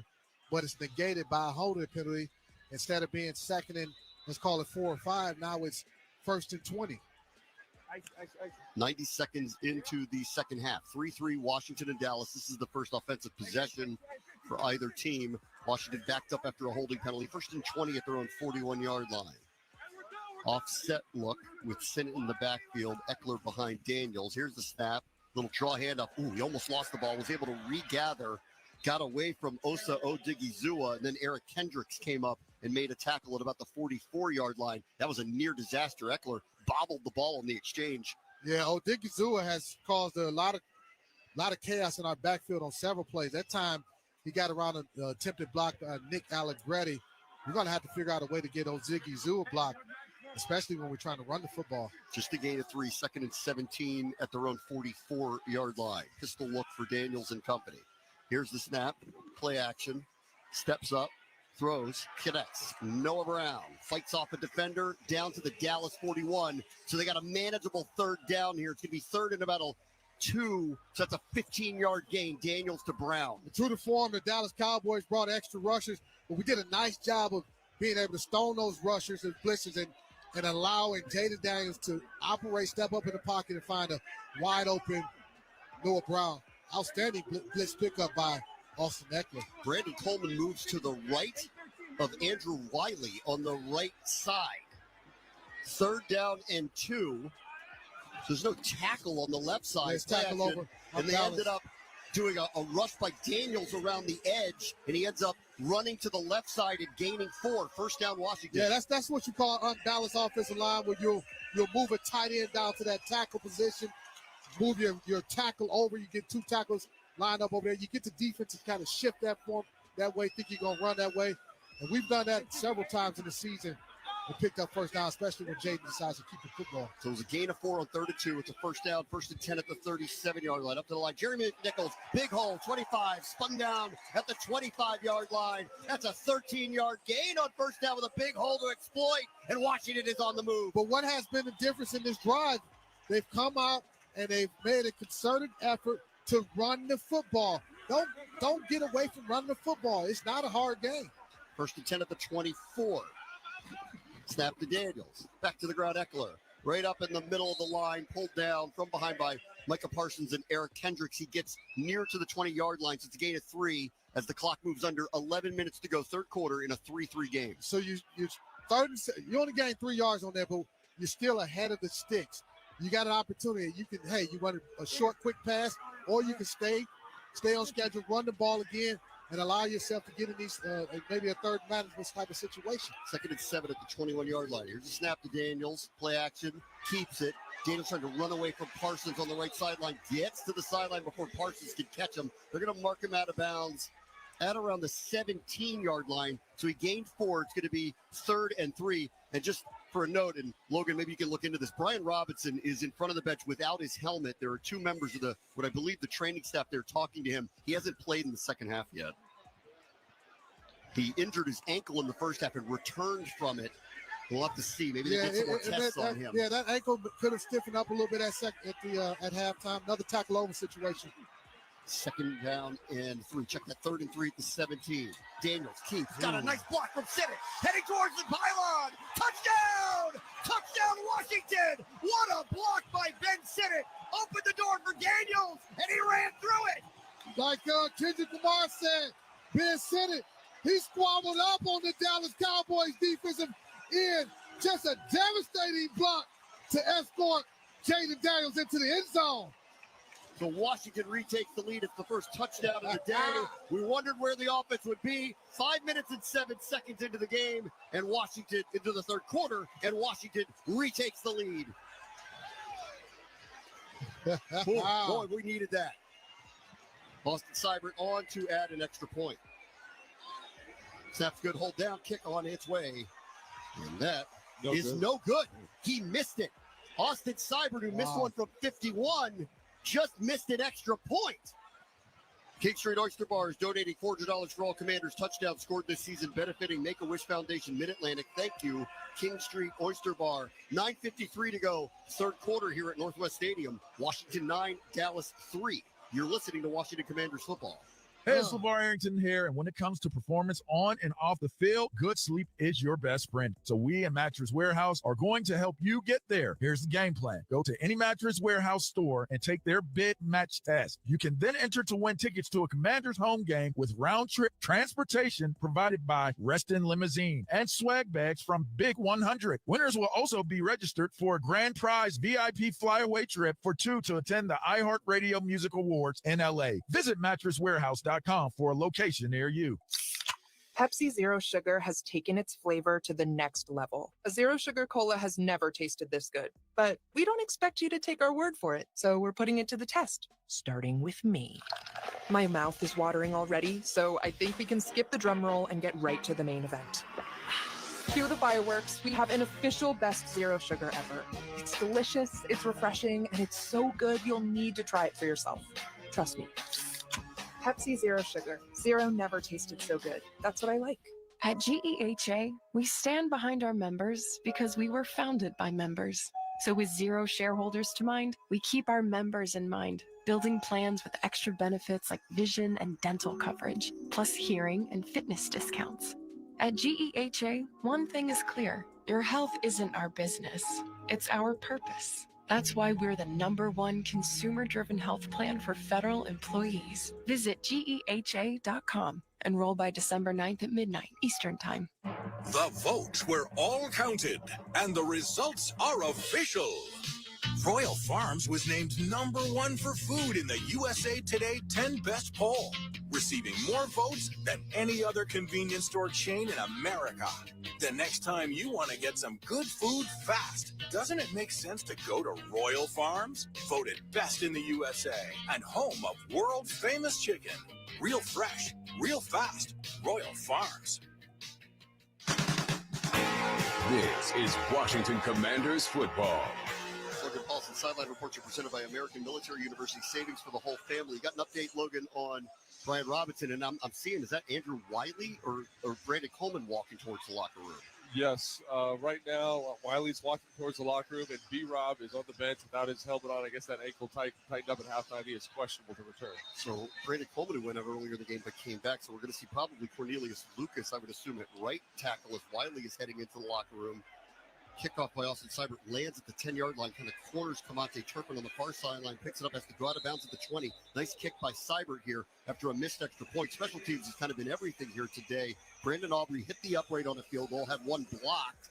Austin Seibert missed from 51, and then he missed an extra point on the touchdown here. And then Aubrey started the second half with a miss, just a shank on a kickoff that gave Washington the ball at the 40, and they were able to cash in. Yeah, it hasn't actually been a coaching clinic in terms of special teams play for the kicking units out here, but we're happy with our ability to block punts, block a kick on special teams. He's back to the ground for the offense. Let's see how Dallas responds here. 10 plays, 60 yards, 5:07 off the clock to open the third quarter with a scoring drive. Dallas starts at their own 20. They're down 9-3, 1st and 10. Rico Dowdle dancing, got through the line. Wow, he just lowered his shoulder and got 9 yards on first down, took on first contact, and Dallas, who I was told doesn't run the ball very well, started this drive off well. Yeah, that's just a situation, attitude run where if you're Cleveland Farrell, you got to do a better job of setting that edge, not getting too far up the field.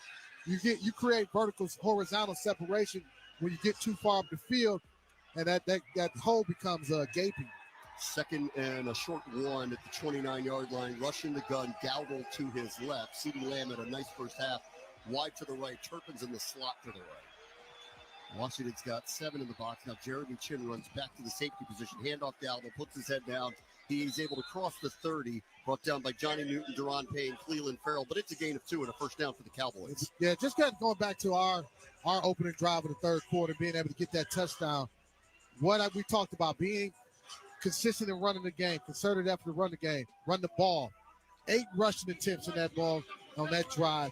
Capped off with the touchdown run by Jaden Daniels. 8:40 to go third quarter. Washington leads 9-3. 1st and 10 for Dallas at their own 31-yard line. In motion, Jalen Tolbert. Ezekiel Elliott's in the backfield. With rushers in the gun, takes the snap, play action. Now he's rolling out to the right. looking for room, throws underneath Tolbert. A lot of room to roam. 40-yard line, spins out of Michael Davis's tackle, gets extra yardage out to the 47-yard line before he's forced into the Washington bench. Gain of 16 and another first down for Dallas. And that's the second time I can recall, and actually the third time that they've run these bootlegs, and the Dallas Cowboys have had kind of free runners or wide open wide receivers. You can't be so caught up against the Dallas Cowboys rushing football. They're not a great rushing football team. So open your eyes, expand your vision, and look for those crossing receivers. First and 10 at the 47 for Dallas. Trying to respond to Washington's third quarter opening touchdown drive. They lead 9-3. It was a 17-yard run by Jaden Daniels. Fake pitch right. Rush throws over the middle. Wide open. Brevett span forward. Ankle tackle Jeremy Chin into Washington territory all the way down to the 35-yard line. That is a gain of 18 and another first down for Dallas. So you run the toss play a couple times off offset play action. This time you fake the toss and you leak the tight end down the seam. This is a play similar that the New York Giants hurt us with a couple weeks ago in the Meadowlands. Same type of play. Cooper Rush 2-0 versus Washington. Remember, he played in both games a few years ago when Dak Prescott was missing a long portion of the season. 7:05 to go here. Third quarter, 9-3 Washington. Dallas on the move, though. First and 10 at the Washington 35. Quick pass out to the flat. Rico Dowdle navigates through a couple of defenders. Good run after the catch. There wasn't a lot of room, and he was able to end up getting almost 5 yards on that play. Yeah, but defensively, we're showing a lot of split safety looks, then trying to rotate late. I understand you don't want to allow explosive plays in the passing game, and Dallas doesn't coming into this ball game where it's not a great team at running the football, but you can't allow them to get 5 yards on a first down play or 9 yards when they decide to run the play. That's not a down addition you want to continuously operate in from the defensive standpoint. 6.5 to go third quarter. Second down and 5, just outside the Washington 30-yard line for the Cowboys, moving left to right. There's Cooper Rush in the gun, Dowdle to his right. Here's an inside handoff. Dowdle met at the line of scrimmage by Sheldon Day. Pulled down after a modest game to about the 27-yard line. Gain of 3. Here comes a big 3rd and 2. Yeah, big 3rd and 2. And we brought Joe Wynn. He got up a little bit of pressure, brought an extra man. That time he brought Jeremy Chin on a blitz off the corner. What does he have dialed up for this 3rd and 2 situation?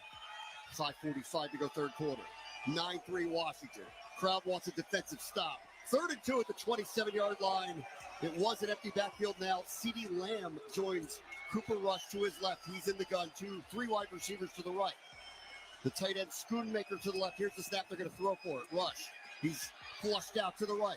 Lobs one up.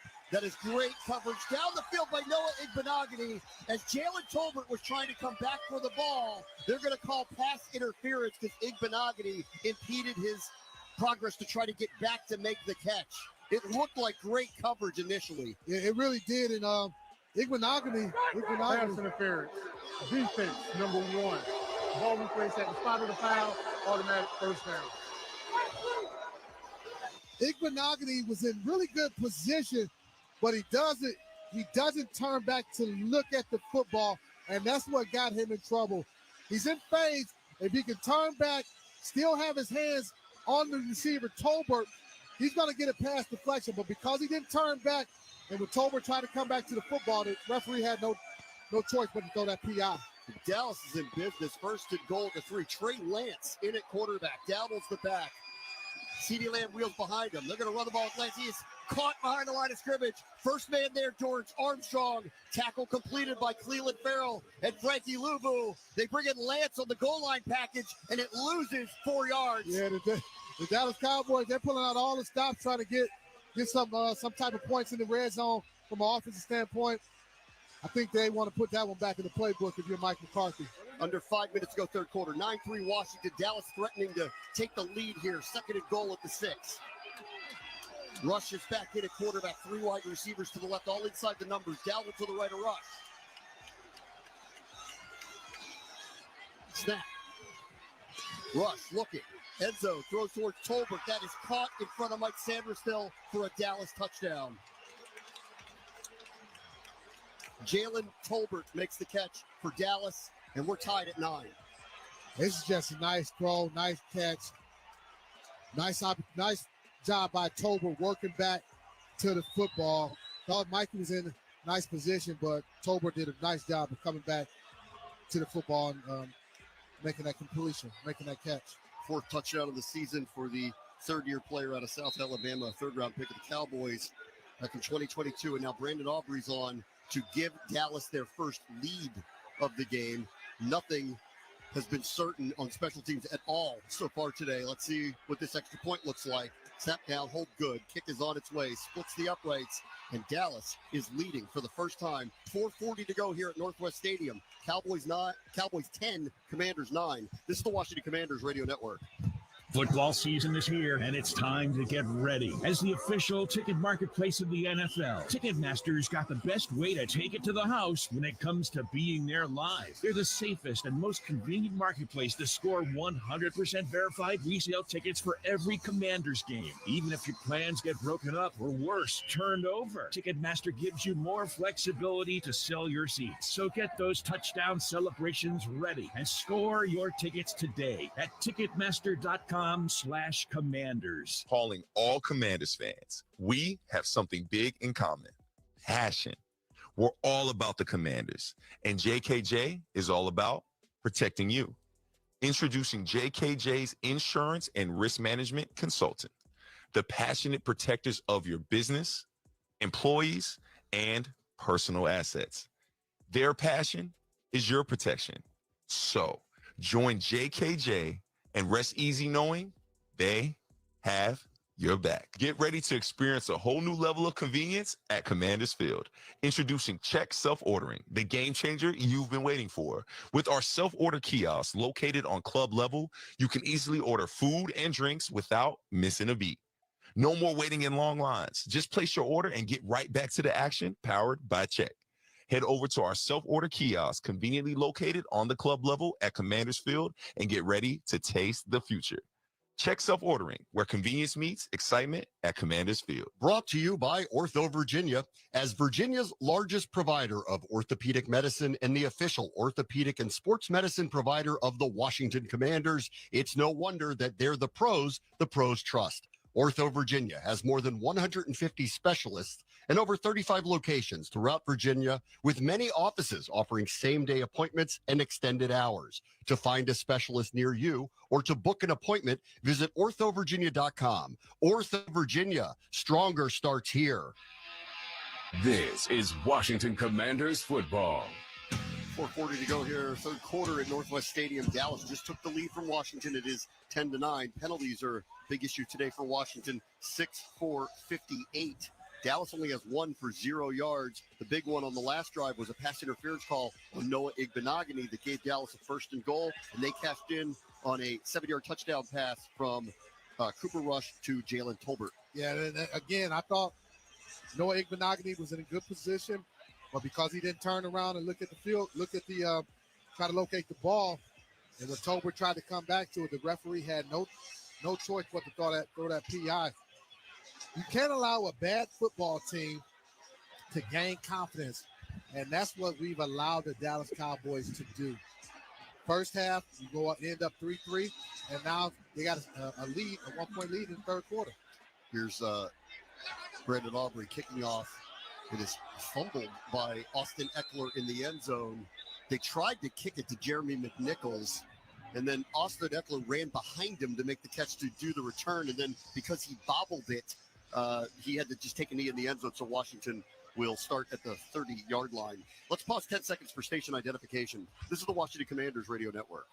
Listen to groundbreaking interviews and thrilling play-by-play all season long. Touchdown! On Sirius XM NFL Radio Channel 88 and the Sirius XM app.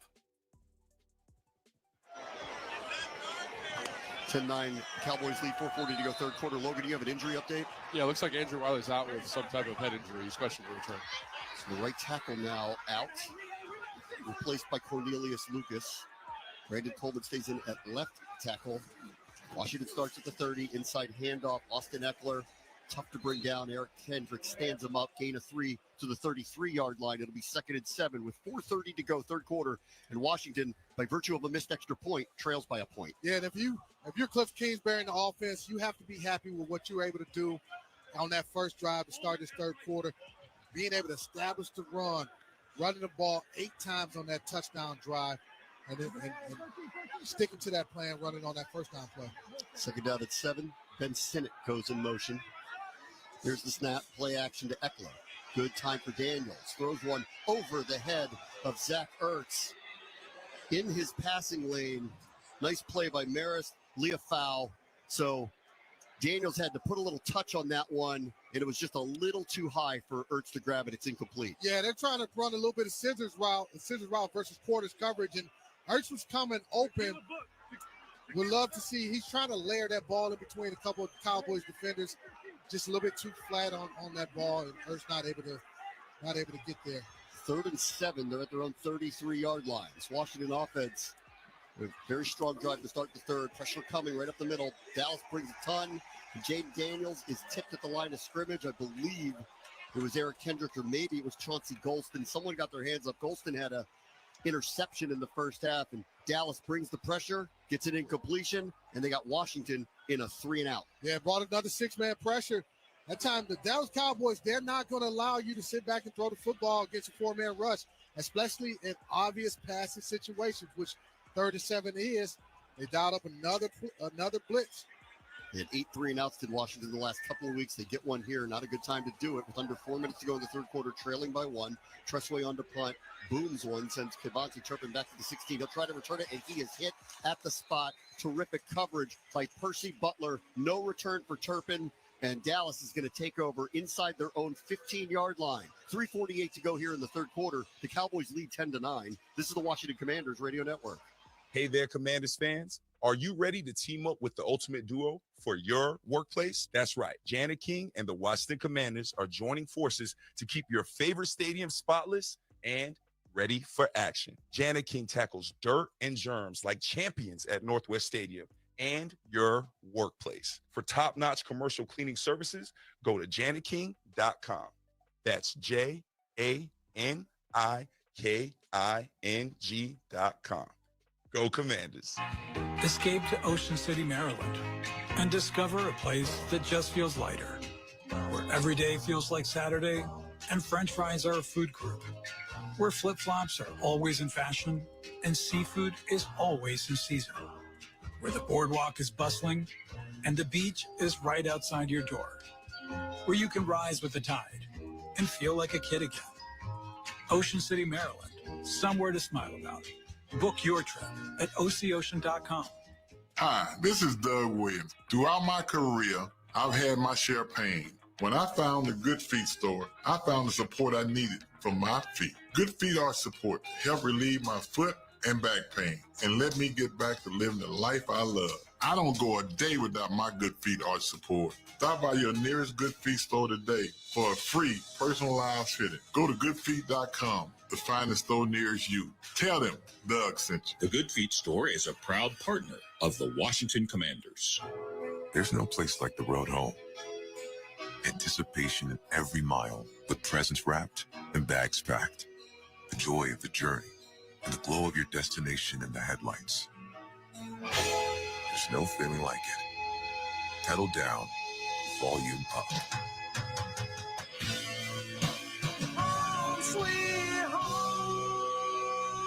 Get exceptional offers at your local Audi dealer during the season of Audi sales event. This is Washington Commanders football.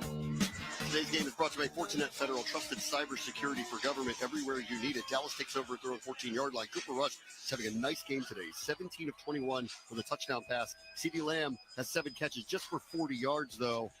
Dallas has the lead and the ball. 10-9 is the score. Logan, you were asking us in the break, do you think the defense has enough juice here to get a couple big stops here late in this game? Yeah, they're definitely going to need it. They got to find it because the offense needs their help right now. Rush starts in the gun. Dowdle to his left. Got 13 carries for 54 yards because Rico Dowdle today. 10-9 is the score. Here's the snap. Handoff Dowdle. Cuts back again to the left. They start in the middle. They've done this cutback, and it's been working over and over and over. This time's a gain of 7 to the 21. Yeah, that's it. Like you mentioned, the same play that they ran had 9 yards. You have to fit the run a lot better. This time the linebacker just jumped out of his gap.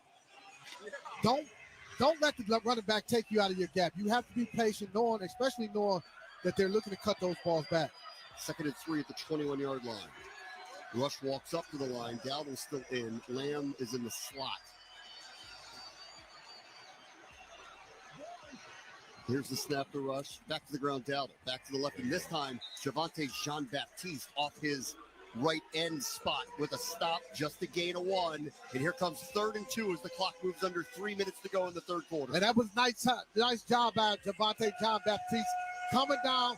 He's coming down the line of scrimmage and making a sure tackle, making sure the ball was handed off on that zone replay, and then coming down hard, making a tackle. See if the defense can get them off the field fast. Rush in the gun. The fullback Lipke to his right. Lamb's now wide out.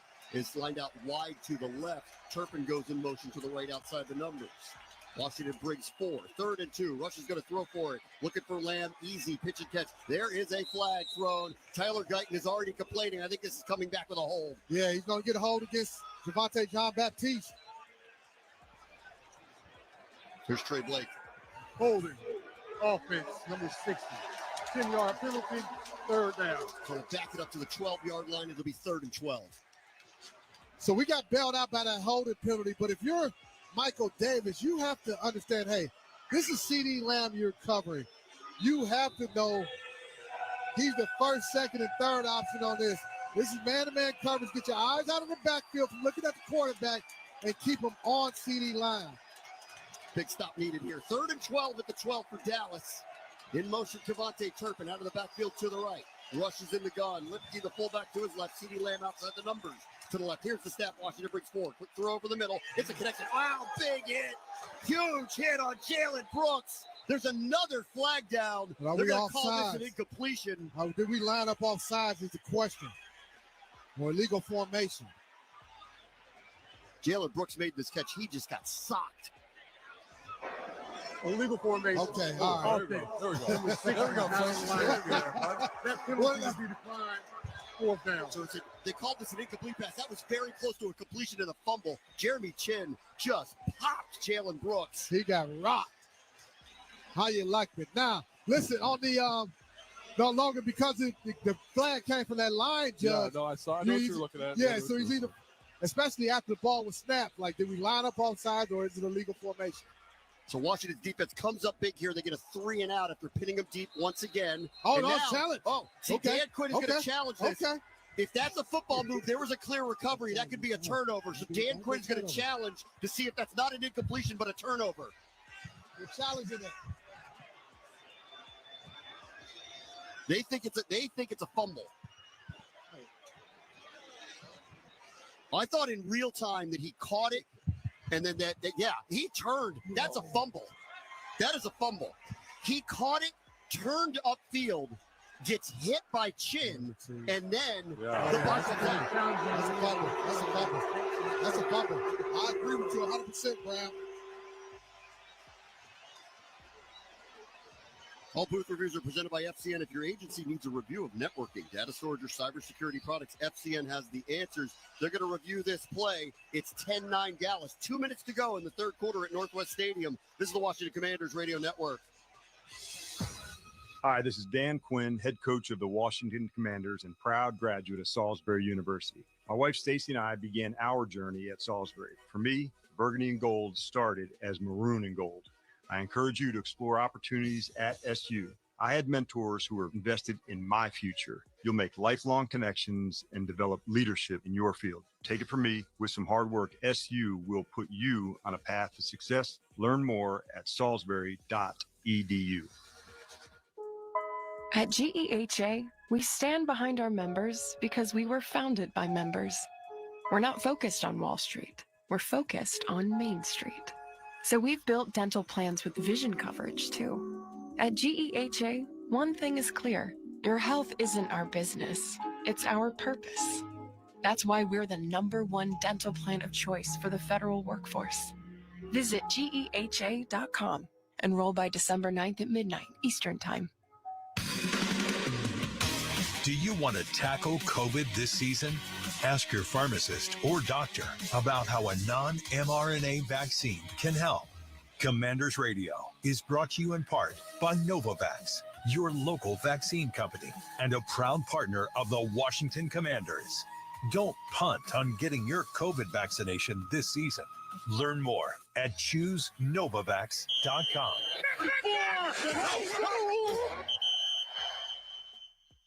The votes were all counted, and the results are official.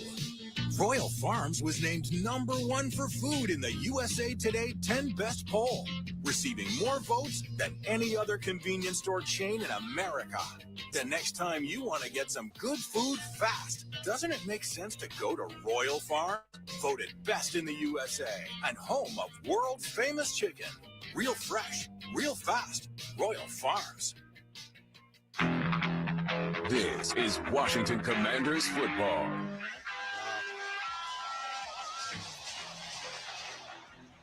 Trey Blake is waiting to make a decision on the review. After review, the rule on the field stands. There's an incomplete pass. 4th down. Wow. I'm not chiming in on reviews anymore. That used to be pretty good. He caught the ball. He turned upfield. Jeremy Chin hit him. He looked like he fumbled. I don't. And there was a clear recovery. I know they said it was an incompletion, but I don't know how they came to that conclusion to not overturn that. Yeah.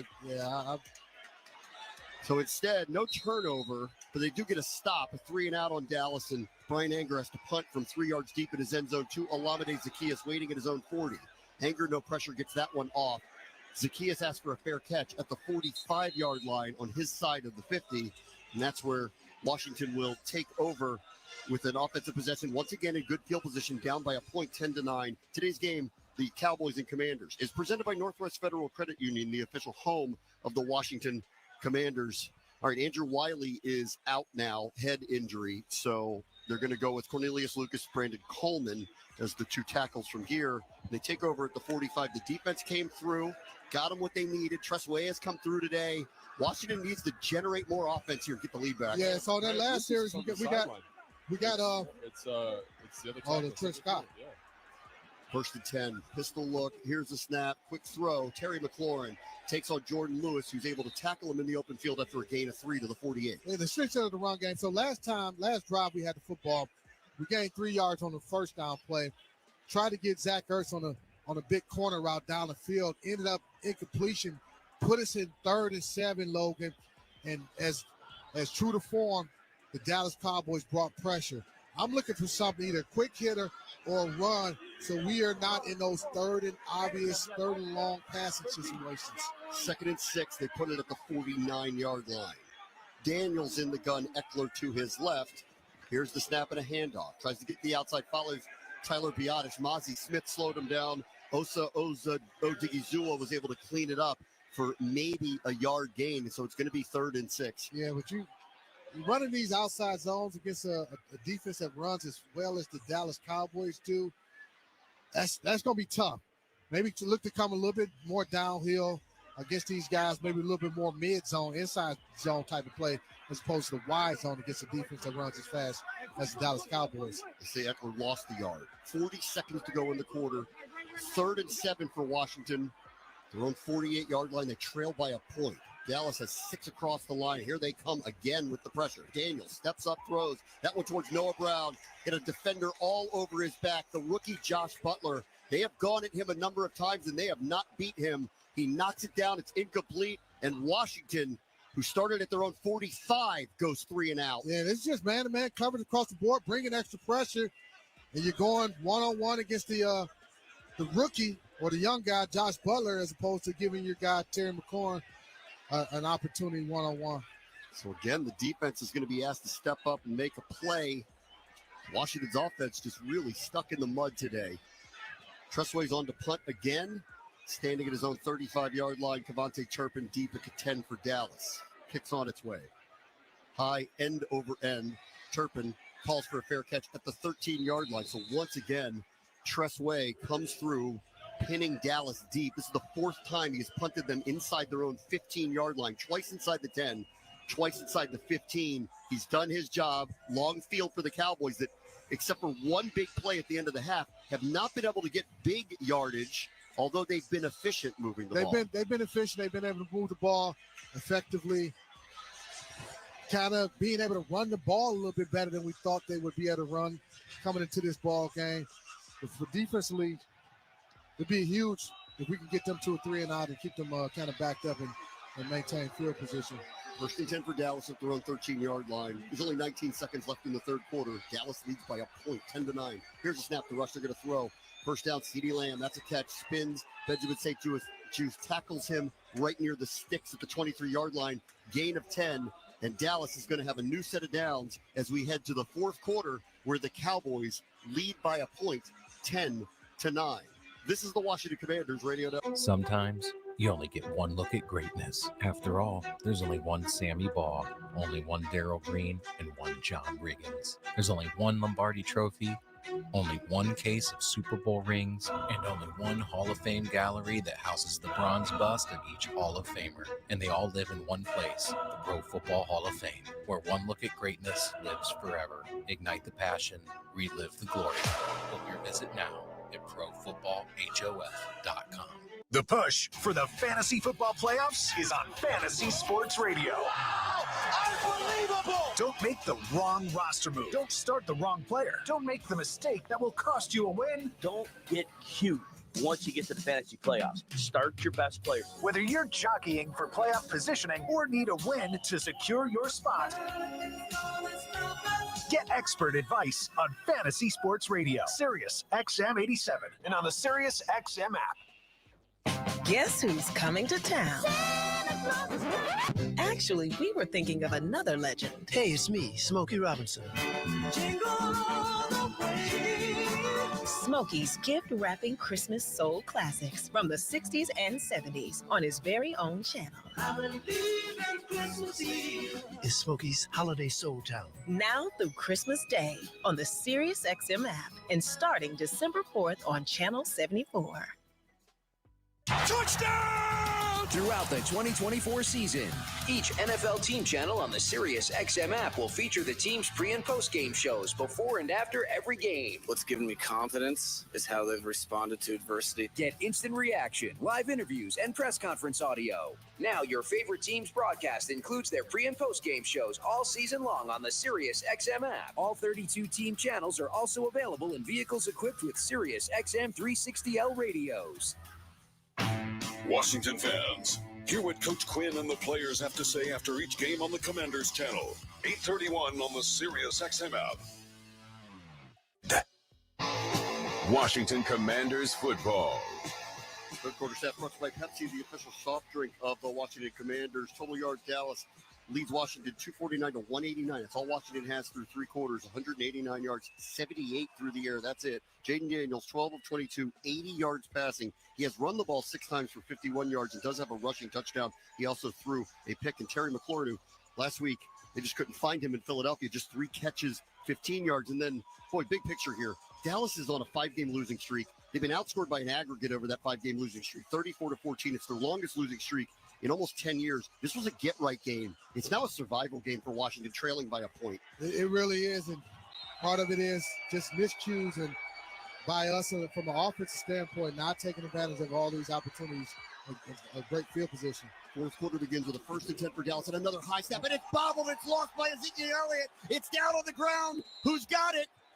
It was a high snap, and then Rush tried to do the exchange to Elliott, and Dallas got it back. They lost the ball. It was fumbled, but they got it back. It'll be 2nd and 10. Man, I thought we was about to get another break and end up with outstanding field position, but the Dallas Cowboys, they were able to fall on that football. I think it was Ezekiel Elliott maybe who was able to come back up with that field, cover that fumble. It looks like Elliott just got it back. 2nd and 10 at the 23 for Dallas. Rush walks up to the line. Elliott stays in. Lands in the slot to the right. Here's the snap. Washington brings 5. Bobby Wagner coming through. He has to get rid of it. Gets it to Lamb. Slowed down by Noah Igbenogany. Cleveland Farrell off his line to finish off the tackle. The 30-yard line. Gain of 7, but there's a flag in the backfield. Personal foul. Roughing the passer. Defense, number 54. 15-yard penalty. Automatic first down. Bobby Wagner, when he got through, hit Cooper Rush low. That's why they called this. He avoided the block of Ezekiel Elliott, and that's the protection that they have for these quarterbacks. You can't hit the quarterback below the knee, and Bobby, I'm sure he wants to take that play back. Trying to make a play, but hit Cooper Rush too low. So you're Dallas. Go ahead. So quick NFL scoreboard is presented by Commvault Federal. Your data, our priority. Commvault Federal. In the fourth quarter, the Lions lead the Colts 21-6. Also in the fourth quarter, the Buccaneers lead the Giants 30-7. Here it's 10-9. Under 14 minutes to go. Dallas has the ball first and 10 at their own 45-yard line after a 15-yard roughing the passer penalty against Bobby Wagner. CeeDee Lamb comes in motion. Handoff is Ezekiel Elliott. Right up the middle. Nowhere to go. Dante Fowler's pulling him from behind. One of the first good run defense plays here of this game by Washington. They give up a gain of 1. Continuing the scores from around the league in the third quarter, the Vikings on top of the Bears 17-10. In the fourth quarter, the Chiefs lead the Panthers 27-16. And we got a close one with the Houston Texans and the Titans in the fourth quarter. Texans lead 24-23. 2nd and 9 for Dallas at their own 46-yard line. 13-13 to go. Fourth quarter. The Cowboys lead 10-9. And Austin Seibert missed extra point earlier in the half is the difference. Here's a snap to Cooper Rush. Washington brings 4, loads it up towards the far sideline. Jalen Tolbert looks like he went inside. Ball was thrown to the sideline. He won there. Miscommunication and a misconnection, and now Washington's defense again. Yeah, I think he was going to try to run a corner post, and he just got tripped up by the turf monster. He's trying to come up out of that break and end up going to the post route or the corner route of that post corner. Dallas is just 1 for 7 on third down. Washington get the ball back here if they get a stop. 3rd and 9, the Dallas 46-yard line. Crowd's up. They need another big play from the defense. Give this offense a chance to find some life here, trailing by a point. 3rd and 9. In motion, span forward. The back is lifted. Here's the snap. One-handed grab by Rush. Pressure up the middle. Play was blown dead. And I believe a timeout was called by Dallas before the snap. Timeout. Dallas, their first of the half. 30-second timeout. Saw a lot of set the game clock to 12:58. A lot of communication, maybe even confusion between the Dallas Cowboys. CeeDee Lamb kind of trying to get the attention of Cooper Rush on that play before that ball was snapped, and obviously everybody wasn't on the same page offensively. Listen, Dallas is a marginalized team. They don't have their quarterback, Dak Prescott. They're missing both of their starting guards. Brandon Cooks isn't playing. They've been very efficient. They're not beating you down the field very much, but you got to give them credit. They've handled this game very well, considering all the people they're missing. Well, even if they don't pick up this first down, this is a win for the Dallas offense, considering where they started this drive at inside the 15-yard line. Both teams have now 2 timeouts left. Washington lost one when they challenged an incomplete pass earlier in the half. Dallas just used their first. 12:58 to go here, fourth quarter. 10-9 Dallas. 3rd and 9, the 46-yard line. Rush in the gun, 3 wide receivers to the right. Here's the snap. Washington breaks 4. Rush, plenty of time. Throws over the middle. Tries to connect with Jalen Brooks. Cannot. Broken up by Mike Sainristil. It's 4th down. Another big play by Mikey Sainristil.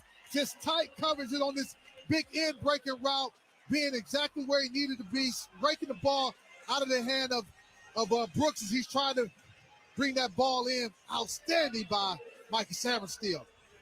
So the defense does it again. They get a stop. Brian Angers on to punt.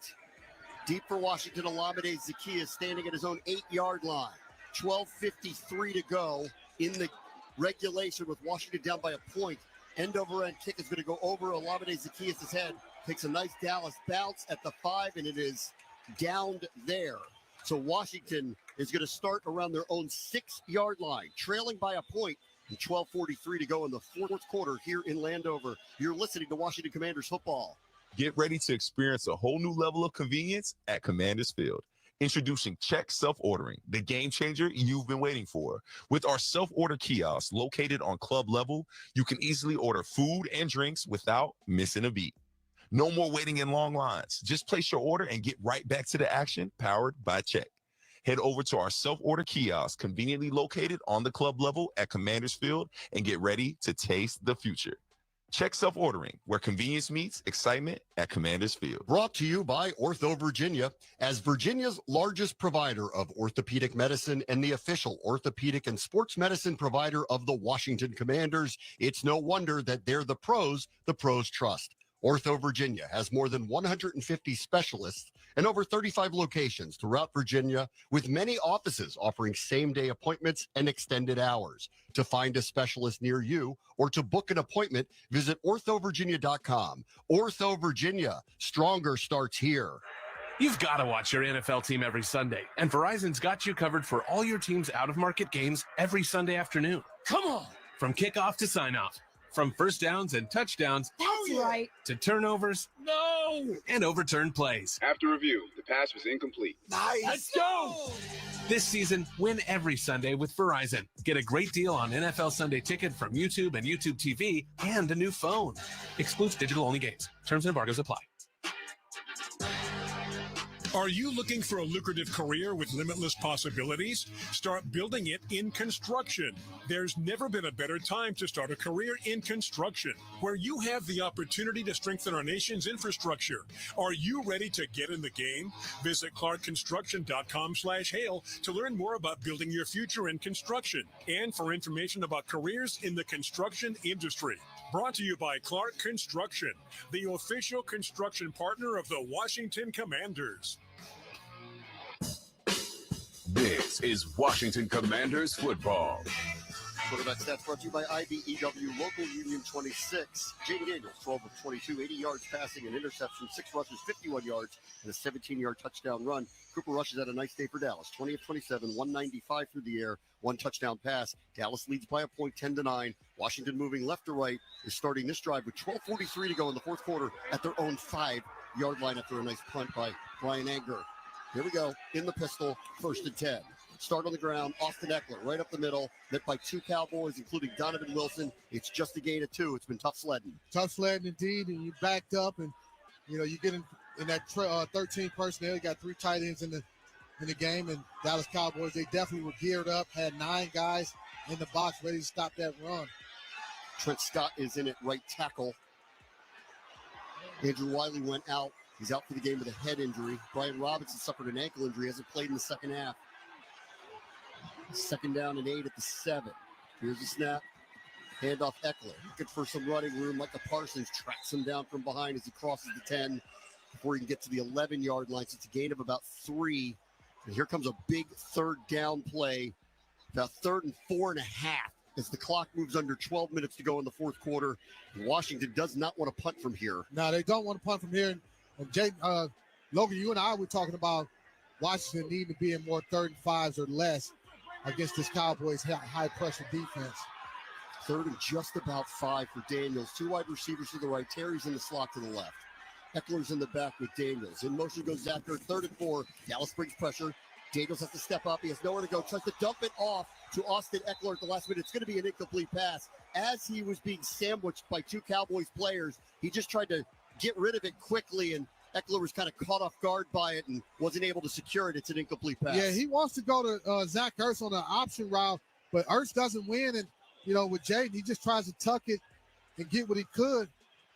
Thought he would be able to pick up the 1st down, but we're not winning enough one-on-one matchups against the Dallas Cowboys defense, especially with all this pressure to give you man-to-man coverage across the board. We have to win on those routes. They brought 7 on that play. The 0 blitz.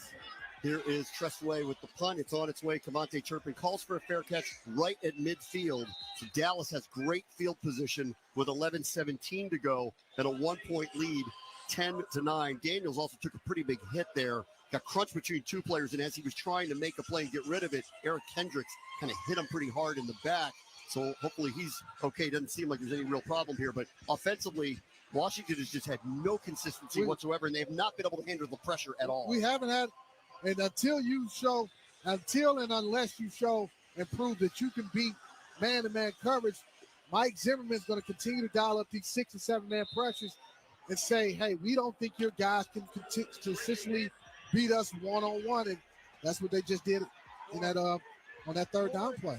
Asking the defense to come up big again. Ball starts at midfield, 1st and 10 for the Cowboys. 11:17 to go fourth quarter. Dallas leads by 1. In motion, CeeDee Lamb. Here's the snap. They hand it off. Rico Dowdle right up the middle. Nowhere to go. He ends up going down after about a 2, maybe 3-yard gain to the 47-yard line. So from a defensive standpoint, this is obviously field position game that the Cowboys are playing and we're playing. can we get off the field? Can we hold them to a 3-and-out, get the ball back to our offense? You know, Brandon Aubrey's range is the best in the NFL. They're very close to field goal range, even at the Washington 47. How much confidence do they have in him today after his struggles already on the field goals? One block, one miss. Feels like eons ago when it happened. 2nd down and 6 at the 46-yard line for Rush, who takes the snap. Play action Dowdle. Throws back underneath the Dowdle. Gets away from Jeremy Chin. Spins away from one. Hit by Mike Sanders still, but down at the 36-yard line. They're clearly in range now. Yeah. Gain of 10. First down Cowboys. Yeah, clearly in range. Go to his own defense. Not enough pressure in the face of Cooper Rush. Allowing him to step up in the pocket. Again, they wanted to take a deep shot down the field. It wasn't there. What does this Cooper Rush do? Come to his check down immediately. That's smart football play, smart quarterbacking. 10:05 to go fourth quarter. Speak of a nail biter. 10-9 Dallas. Cowboys have the ball at the Washington 36 with a 1st and 10. Handoff to CeeDee Lamb coming around the edge. It's kind of a jet sweep that only gains maybe 1. Your defensive stats are brought to you by Marks and Harrison. Injured in a wreck, call Marks and Harrison for a free consultation or go to marksandharrison.com. Washington does have 1 turnover. I thought they had a second that was a review, didn't go their way. No sacks today. Special teams have come through big time. They did block a field goal and a punt today, but still the offense isn't there, and Washington trails 10-9. 2nd down and 9 at the 35-yard line for Dallas. 9:30 to go, fourth quarter. Zeke is the back. Next to Rush. Here's the snap. He's going to throw. That one is short-armed, fortunately. He had an open receiver there, Jonathan Mingo, but it just didn't get there, so it's 3rd and 9. Yeah, and you said, fortunately, that's just running the off coverage, running a hitch route, 8-yard hitch route, whatever the case may be. But because we're playing so off, that would have been an easy completion. If he doesn't pick up the first down, it's going to be third and 1. 3rd and 9 at the 35-yard line. This is a long but very makeable field goal for Brandon Aubrey. Zeke is looking for instructions from Cooper Rush to his left. So is now the Dallas offensive line. 3 wide receivers to the left. Here's the snap. Washington's bringing 5. Pressure coming from Dante Fowler. Throws it up, caught. CeeDee Lamb inside the 20. Forced out of bounds by Benjamin St. Juste. There is a flag down on the play. If the completion stands, Washington will have, or Dallas will have a first down in the Washington red zone.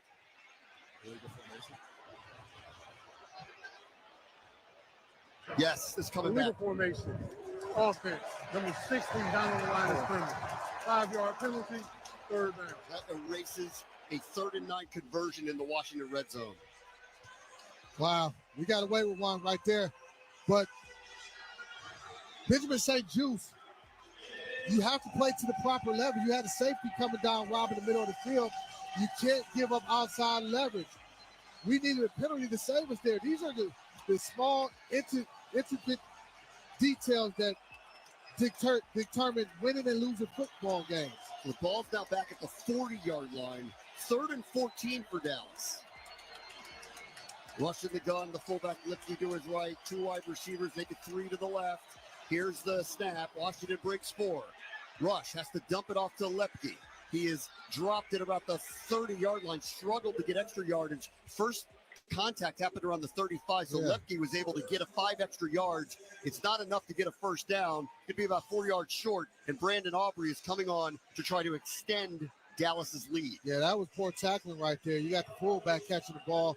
Just a little check down play. Got to come up and make that tackle. As you mentioned, Bram, you can't allow him to pick up an extra 5 yards after contact. This is a 48-yard field goal. Would have been 53 if they get him down. Aubrey's very good. He's 10 for 11 from 50+. He's got unlimited range, but this is a touch easier by getting the extra yardage. Ball on the right hash mark. The kick is on its way. 1 for 3 so far today. Make that 2 for 4. The kick is good for 48. Flag, and now a penalty flag has been thrown here at the end of the made field goal. I think it's going to be against us. Which would then probably move the kickoff forward.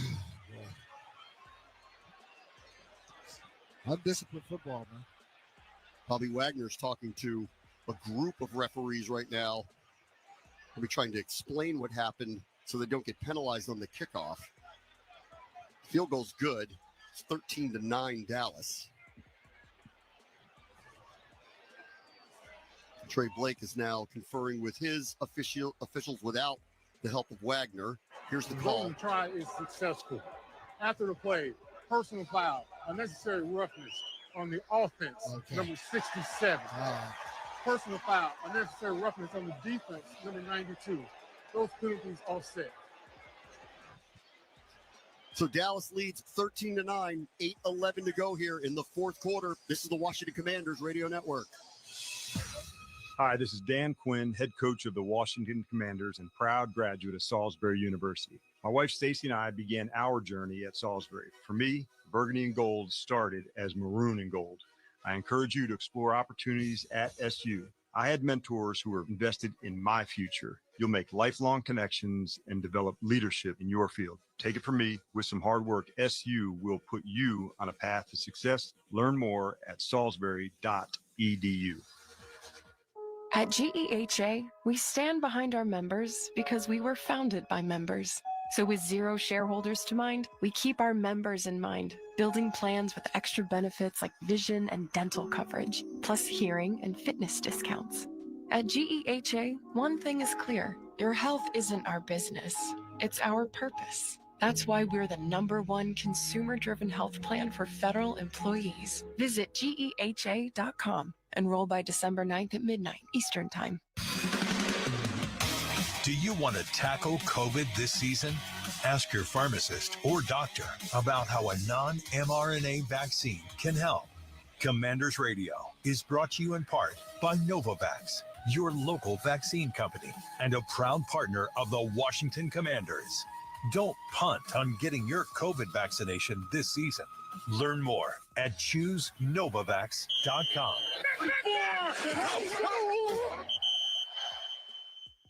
Football is back, and NFL Plus has you covered. Get ready for the 2023 NFL season and get access to the NFL preseason. Watch live out-of-market preseason games on NFL Plus, including all 23 live NFL Network games across devices. Stream exclusive coverage of the top 100 players of 2023 and discover all-access content from players, coaches, analysts, and more. Sign up today at plus.nfl.com. Terms and conditions apply. Live preseason games are subject to local blackouts. This is Washington Commanders football. Today's game is brought to you by Janie King. The cleaning and disinfecting of your facility is more important than ever. Visit JanieKing.com. Last 3 Washington offensive drives, all 3 and outs, combined yardage on it, 12 yards. They're going to have to do better than that because they're running out of time. There's 8:11 to go here in the fourth quarter at Northwest Stadium. Washington's about to get the ball, and because of a missed extra point earlier in the half, they trail by 4, not 3. They need a touchdown. Yeah, they need a touchdown, but in order to get a touchdown, they're going to have to win one-on-one matchups on the perimeter. We haven't gotten enough from our wide receivers in this ball game or our tight ends. Brandon Aubrey tries to angle one and goes into the end zone and skips out of the back of it. So Washington will start at the 30-yard line. Fantasy Football Update is presented by FanDuel. Make every moment more with FanDuel, an official partner of the Washington Commanders. Tua Tagovailoa of the Dolphins, 290 yards passing, 4 TDs. Jaden Waddle of the Dolphins, 7 receptions, 141 yards and 1 touchdown. And Jahmyr Gibbs of the Lions, 62 yards rushing and 2 touchdowns. There's no fantasy winners in this game today. You had anybody here, you're not racking up any points. 13-9 Dallas, 8:11 to go. James going to need some magic to start at the 30-yard line. Here's the snap. They're going to throw right over the middle. That's a connection to John Bates. And the ball's out. Fumbled and recovered by Eric Kendricks. Bates caught the ball, ran across the middle of the field, hit, fumbled. Dallas takes over at the 44. Yeah, and it was a great play design. It was similar to on the field, completed pass and fumble recovered by the defense. Dallas ball at first down. That ball was punched out by Donovan Wilson. Nice play design, similar to the one the Cowboys hit us with their tight end and fake the toss play. That's a nice play by Donovan Wilson, punching that ball out of the hands of John Bates. Second turnover of the day for Washington. Jaden Daniels was picked off by Chauncey Golston back in the first half on a pass that was intended for Brian Robinson, and Wilson just made a nice play, caused a fumble from John Bates. That would have been a first down. Instead, Dallas takes over, 8:03 to go fourth quarter, up 13-9 at the Washington 44-yard line. Rush under center, pitch left, Rico Dowdle. Has blockers, got an edge, gets away from Mike Sanders still, fights all the way to the 35-yard line, and that is a gain of 9 on first down. And you do have a Dallas Cowboys team that they're energized. they're feeding off the momentum. They just got a field goal, and then now they get the turnover, and you get 9 yards on the first down play. They're feeding off the energy of their defense, feeding off the energy. And the momentum has definitely shifted in favor of the Dallas Cowboys. Second down and 1 at the 35, under 7.5 to go, fourth quarter. Dallas leads 13-9. They're looking to extend that lead. Here's the snap, rush, throws to the right side. CeeDee Lamb caught at the 30. Mike Sanders still holds him up. Quan Martin finishes the tackle at the 26-yard line. So that's a gain of 9 again, and a first down for Dallas. You give up 9 yards on the first down play defensively. You got to play a little bit more conservative. You don't want to be too aggressive. So you're playing off coverage, and CeeDee Lamb just runs a 5-yard hitch route and gets some yards after the catch. The way the offense is going, if they don't hold Dallas to a field goal here, it might be ball game. 6:45 to go. First and 10 at the 26 for Dallas. Here's the snap. Handoff Dowdle up the middle. Slips through a crease and is able to kind of twist his way to the 19-yard line. It's another gain of 7. Another gain of 7. This is for a Cowboys team. Came to the game averaging 3.8 yards per carry. Tied for 31st in the NFL. Basically, they were last in the NFL rushing the football in yards per carry. But here, he had to steal 9-yard run, 7-yard run. That's too many yards rushing per carry for the Dallas Cowboys. 6:10 to go, fourth quarter. 13-9 Cowboys. 2nd and 3. They're in the red zone at the Washington 19-yard line in motion. Dowdle, this play's going to be blown dead, I believe. There was a false start against Dallas. Man, without false starts, will we be? False start. Offense, number 60. 5-yard penalty, second down. False starts in illegal formations. Logan, what's the defense need to do? They got to get a stop. They don't have a choice. Yeah, right now I think Fleshman has a great point. They feel a little deflated. I think they're kind of looking around at each other, kind of deciding who's going to make the play. They need to play consistent football here, stop the run. Let's take advantage of the second and long situation, get off the field. They caught a break on the penalty there. It's 2nd and 8 back at the 24-yard line for the Cowboys. 4 across the line, 7 in the box. Here's the snap, handoff Dowdle right up the middle. That one should have been stopped in the backfield. Yeah. Somehow he got away from Bobby Wagner, was able to dive ahead to the 21 and gain 3. That looked like it was going to be no gain. Yeah, I thought Bobby did a great job of, seeing it and shooting his gun. He saw it right away. Just Dowdle was able to keep his legs moving, turn, and pick up a couple yards on that play. But massive play here. 3rd and 6 at the Washington 22.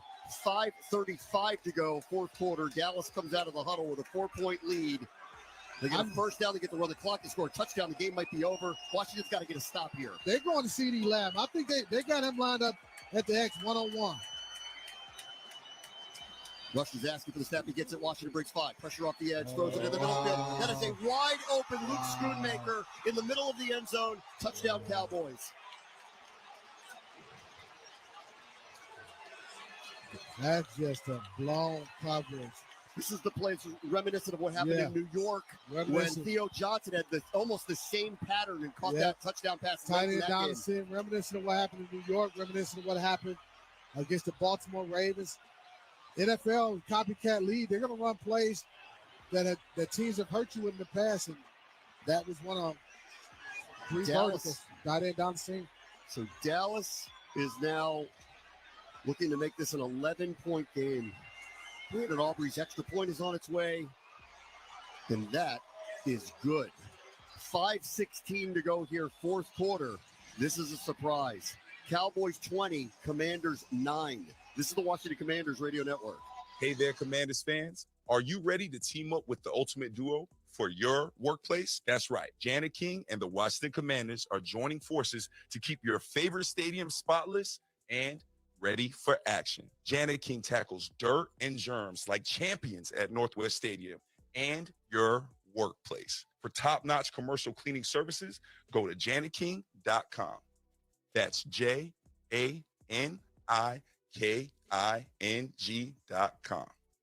Go. Make sure you stick around for our Command Center postgame huddle. London and I are going to talk with head coach Dan Quinn, quarterback Jane Daniels, and featured players in the locker room, presented by your local Washington area Honda dealers.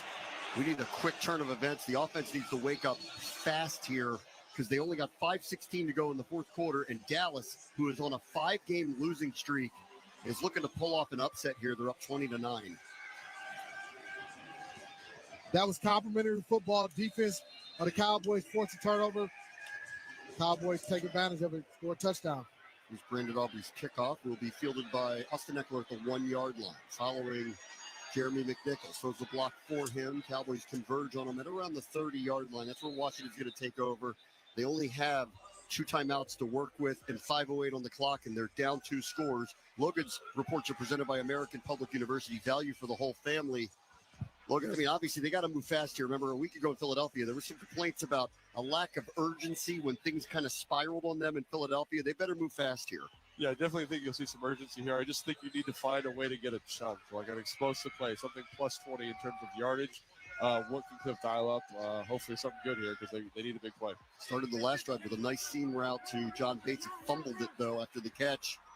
It led quickly to a Dallas touchdown, and so Washington's in a major hole here. 1st and 10 at the 30, snap to Daniel. Steps up, throws far sideline, caught Terry McLaurin. He tries to spin away from Deron Bland. It does, but by doing so, he lost about 5 yards. The initial catch was around the 35-yard line. By getting out of the tackle, he falls back to the 31. Yeah, and it ends up being 2nd and 10. You know, as you mentioned, and you can't fault Terry for fighting and continuing to try to break a tackle and make a play. 2nd and 10. Could have been 2nd and 5. Daniels throwing now to the near sideline, and that is caught by a diving Noah Brown, and out of bounds he goes at around the 41 or 42-yard line. It's a gain of 11 and a first down for Washington. Well, we're very comfortable as an offense running this type of 2-minute offense. These no huddle. This is basically our normal regular offense, our base offense. They have to score before the 2-minute warning to have any real shot here. 4:35 to go. 1st and 10 at the 42-yard line. Empty backfield for Daniels. Here's the snap. Dallas brings 5 again.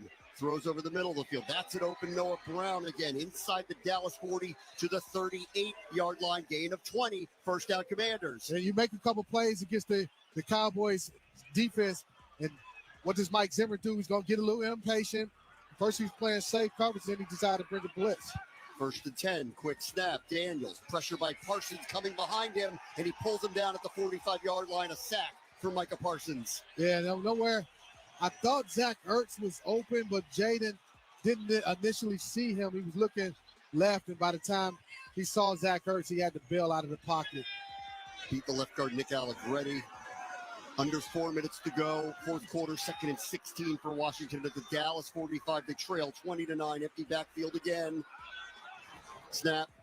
Dallas brings 4. Time for Daniels. Flag is thrown over the middle. High catch made by De'Ami Brown. The 25-yard line. We'll see if this sticks because it would be a first down. Offsides on Dallas.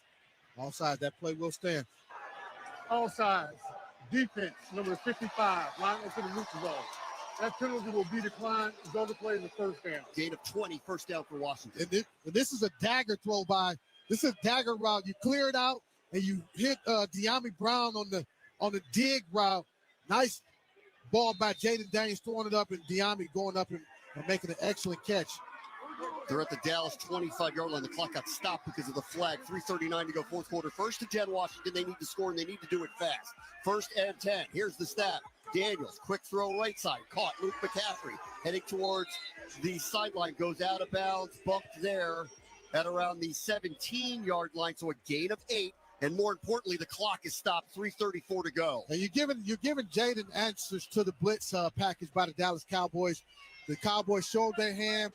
You gave Jaden the outlet, a hot route, so to speak. Easy completion to Luke McCaffrey. 2nd and 2 at the Dallas 17. In motion. Jeremy McNichols into the slot. Here's the snap.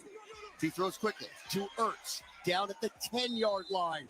First down, Washington. Same play that Jaden got sacked by Parsons on. Same type of play where Ertz is open right away. This time Jaden went to Ertz right away. Nobody's covering him. First completion. Gain of 7, 1st and goal at the 10. Up to the line, Daniels goes. Handoff, McNichols gets some nice blocks on the edge. At the 5, cuts to the outside. Trying to get to the end zone. He cannot. Forced out by Deron Bland around the 5-yard line. Maybe a little more decisiveness. He might have scored there. He was dancing out there like Fred Astaire, man. Get downhill and lower the shoulder, run behind your pads, man. So it'll be 2nd and goal at the 5. He did go out of bounds, so the clock does stop. 3:06 to go. They need to punch this in. They're going to mark it at the 4, 2nd and goal from there. Let's show my age by saying Fred Astaire. Pretty funny. 2nd and goal at the 4-yard line. In motion, Olamide Zacchaeus. McNichols in the backfield. Snap to Daniels. Looking. Throws in the middle of the end zone. That is caught. Zach Ertz. Touchdown! Touchdown, Washington! The game's back on! That was a beautiful play design by Cliff Kingsbury. You get Zach Ertz lined up against the safety, and you run that Texas route.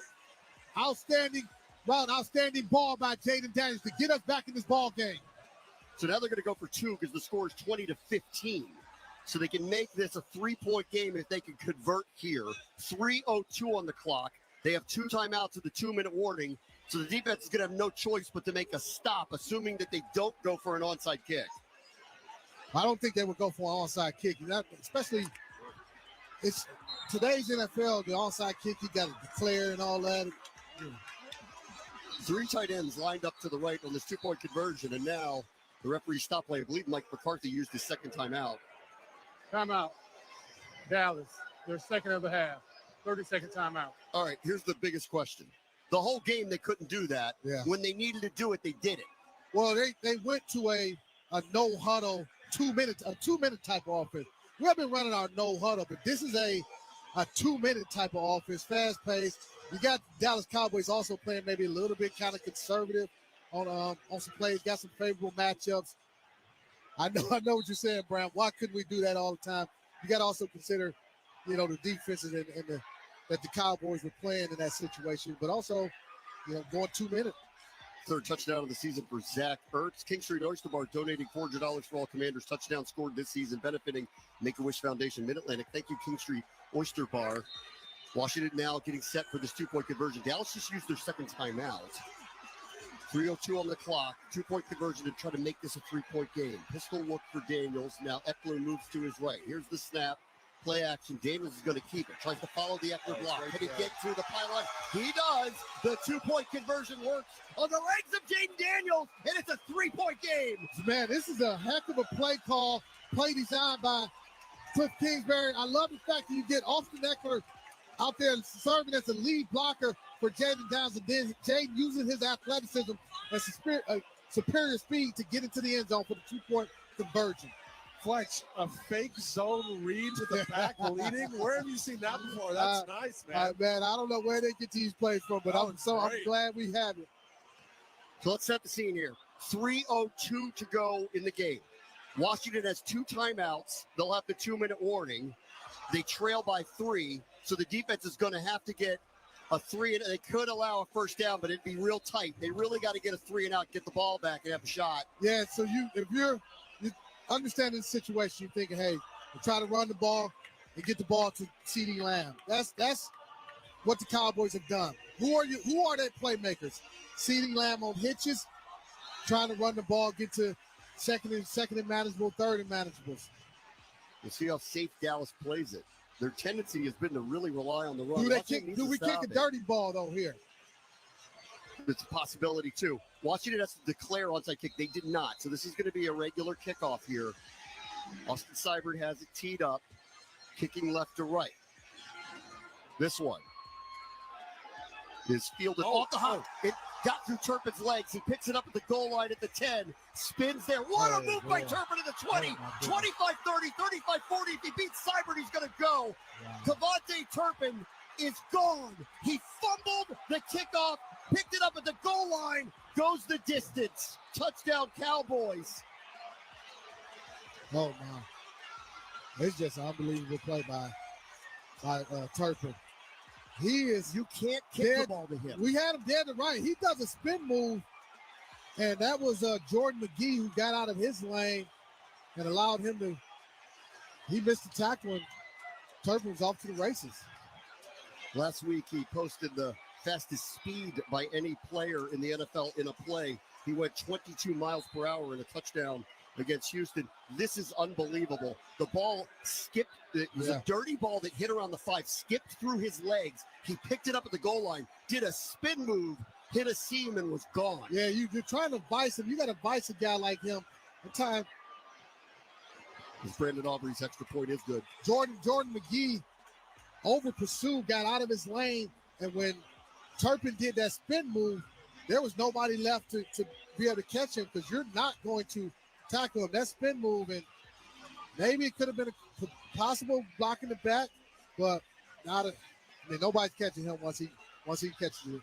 Give Jeremy Chin a lot of credit for trying to chase him down, but he's one of the fastest players in the NFL. The spin move on Jeremy Reeves was unbelievable. Got by Jordan McGee as well. Let's talk about Jordan McGee. Maybe a possible block in the back on Savage Field, but not a whole lot there. Let's pause 10 seconds for station identification. This is the Washington Commanders Radio Network. Interact with our stable of former players, coaches, and executives all day long on SiriusXM NFL Radio Channel 88 and the SiriusXM app. Back at Northwest Stadium, Brant Weinstein, London Fletcher, Logan Paulson. So moments after Jaden Daniels engineers a drive down the field in a couple of minutes to put the game back on, it's now suddenly back off. Cavante Turpin we'll have to get the official mark of where the length of kickoff return for a touchdown. It's the first one obviously given up by Washington this year. It comes at the most inopportune time. Dallas is now back up by 10, 27-17. Aubrey's kickoff. Are they going to take a risk with Austin Eckler or not? He'll take a knee. Washington will start at the 30. The scoring drive summary for the Commanders brought to you by your local Washington area Honda dealer. It was 9 plays, 69 yards, 2:14 off the clock, made it 20-17, but they didn't corral Cavante Turpin, and he burned them. And Dallas is 249 away from ending a 5-game losing streak and handing Washington a third straight loss. Our special teams has been outstanding in this game. You think about it, we got the block field goal, we got the block punt. We've done a really nice job. And this time, you battle, you get back to within 3 points, and you give up the 90-plus yard touchdown on the kickoff return. Washington starts at the 30-yard line, 1st and 10. Here's Daniels and company. Dallas brings 5, swings it out to Austin Eckler. Met by 2 Cowboys at the 33-yard line. He lost the ball. It's out. I think Terry McLaurin may have jumped on it. He did. So Terry McLaurin got the Austin Eckler fumble back at the 32-yard line. It'll be 2nd and 8. Clock is running here, though. 2:30 to go. If you're Washington, the Cowboys, they punched one ball out on Zach or on John Bates, and they just ripped that ball out of the hands of Austin Eckler. 2nd down and 8. Daniels steps away from Parsons into the middle of the line, hits the Jets. The 40, looking for a block, gets it. 45-50, out of bounds on the Washington sideline at the 45-yard line. That's one of his best runs in weeks. Yeah, I don't think there's any question that the 10 days off has done wonders for Jaden Daniels in terms of him just getting the freshness back in his legs. And, whether he was injured or not, you had to feel like there was still some discomfort in his ribs, and that definitely took away some of his explosiveness. Ball goes to the Dallas 46, so there's 2:11 on the clock. Clock is stopped. I believe there's a Dallas player down. Oh, they take a timeout. Yeah, there's a Dallas player down. Derek Kendricks on one knee. Yeah. 2:11 to go. Washington does have 2 timeouts. So here's the crazy part. This isn't over yet because they're in Dallas territory. They do need 2 scores. If they can get into field goal range quickly, they could take it and then try an onside kick, get the ball back. Yeah, that's the scenario. You try the onside kick, or do you, even if you don't recover it, you still got 2 timeouts. You got the 2-point conversion. A 2-minute drive. So a lot of this would have to happen before the 2-minute warning. Today's game is brought to you by Fortinet Federal, trusted cybersecurity for government everywhere you need it. Logan, this is a surprise today, frankly. I know this thing has kind of spun weird the last 4 or 5 minutes where the score's gotten this way, but largely the offense was kind of non-existent today. Yeah, I think it was a big surprise. It's something that happens in these divisional games. You never know, and obviously the Cowboys are a professional football team, but I do think they got to look at kind of say, hey, offensively, what are some areas we can get a little bit sharper, a little bit crisper, and one of those areas is pass protection. Where do you feel comfortable with Austin Cyber kicking the field goal, too? Hang on 1 second. 1st and 10 at the 46 for Daniels. Throws to a wide open Zach Ertz, who hurdles over a defender into the sideline, stopping the clock with 2:06 to go in the 4th quarter and a gain of 5. But based on that play call right there, that play design, I think they were trying to maybe pick up a few, maybe 10 yards, get out of bounds, and I think they're going to try to get another 10 yards, kick the field goal, then hopefully this happens all before the 2-minute warning. 2nd down and 5, 41-yard line. Empty backfield for Daniels, takes the snap. Dallas brings for plenty of time. Throws into the slot. De'Ami Brown at the 30, spins, turns, taken down inside the 20, almost near the 16-yard line. There is a flag down on the opposite sideline. So we'll see if this is going to hold or not. It will be the 2-minute warning either way. Illegal formation. Offense, number 74. Not on the line of scrimmage. 5-yard penalty, second down. So This is a 2-minute warning. So it erases this opportunity to be in the red zone. Washington, the clock is running out on them. 1:57 to go at Northwest Stadium. They trail the Cowboys 27-17. This is the Washington Commanders Radio Network. Organizations are facing more cyber attacks than ever before, but Fognigma makes future-proof cybersecurity easy. Automate the deployment of invisible cloud-based collaboration networks for your organization and its partners. Provide anonymous research, discrete communications, data transportation, remote access, and more, all protected by 3 layers of encryption and a smart firewall. Automate, collaborate, and dominate cyber operations with Fognigma. Go to fognigma.com to get started. Fognigma.com. Effective enterprise cybersecurity requires a team effort. That's why U.S. government professionals rely on Fortinet Federal's industry-leading technology and engineering expertise for advanced infrastructure and cybersecurity capabilities designed to defend against malicious actors. With a singular focus on solutions for the federal government and their mission partners, Fortinet Federal can help you simplify operations, converge infrastructure, and secure your data. Trusted cybersecurity for government everywhere you need it. See more at FortinetFederal.com. That's FortinetFederal.com. In today's digital age, safeguarding your data is more crucial than ever, especially for federal agencies. Commvault Cloud for Government, now FedRAMP High authorized, enables continuous business and allows government agencies to reach zero trust compliance with a cloud smart approach. From seamless backups to advanced recovery options, we ensure your sensitive information is secure and accessible. With Commvault, you can focus on what matters, serving your mission. Trust the leader in data management to protect your agency's future.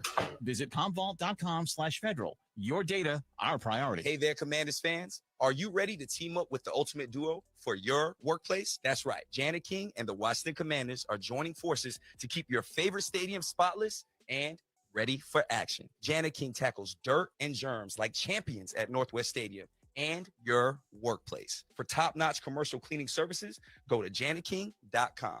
That's JANIKING.com. Go Commanders. This season, Chinigo Mayos and iHeartDC are partnering to send a veteran to each Commanders home game. To nominate a veteran, please visit the contest page at WBIG.com. As a 2024 top 10 military-friendly employer, Chinigo Mayos knows the value that veterans bring to the workforce. Mayos has created a resource with great tips for resume writing, job opportunities, and an internship program for transitioning vets. Visit MIOSVetCareers.com today to check out the free resources and apply for Mayos positions. That's MIOSVetCareers.com. Welcome back to Northwest Stadium. 1:58 to go, fourth quarter. Washington is desperate here. They trail Dallas 27-17. They have the ball 2nd and 10 at the Cowboys' 46-yard line on a snap to Daniels. Pocket good. Throws over the middle. Zach Ertz just goes down to keep the clock moving here at the 33-yard line. It's gain of 13 and a first down. Washington's going to run up. It looks like they're going to clock the ball here with Daniels, and they do. 1:44 on the clock. Going to be 2nd and 10. They're going to try a field. This field goal is going to be 50. He's already missed one from 51. This one's going to be from 50. Yeah, but they have no choice but to try to kick it right now, based on the time of possession. You don't want to try one more play to get maybe 5-10 more yards. Well, if you don't get the onside kick, if you don't make this field goal, then it's mute regardless. Yeah. But if you time is also of the utmost importance too, because if you don't get the onside kick, and you only have 2 timeouts. Game's basically over here. If Austin Seibert doesn't make it from 51, he missed from 51 earlier in the game. They're set. Here's the snap. Hold down. Kick is on its way. And that one is good. So Austin Seibert keeps the Commanders' hopes alive for now. 1:40 to go. They have 2 timeouts. They're going to have to ask for an onside kick, and they're going to have to recover it. Yeah, if you don't recover, you still got 2 timeouts. So the Cowboys, they can't just – if they don't get a first down, if they recover this, they can't just run the clock out. All Commanders field goals are brought to you by Northwest Federal Credit Union, the official credit union of the Washington Commanders. Then we're getting set for what will be an onside kick. Dallas leads 27-20. This game was like a comedy of errors between these teams. Actually, in the first half, it was 3-3. Then all of a sudden, things kind of went haywire here in the fourth quarter. It was 13-9 when we entered the fourth quarter, and suddenly things kind of opened up. Yeah. The Kamante Turpin, those almost 100-yard kickoff return for a touchdown, is the difference in this game. Get the official number. Give yourself a chance. Obviously, you want to recover this onside kick. Seibert gets 2 or 3 field goals. Missed an extra point earlier today. Missed from 51, just made from 51 to give Washington a chance. Onside kick time for Washington, and essentially what is their last hope here.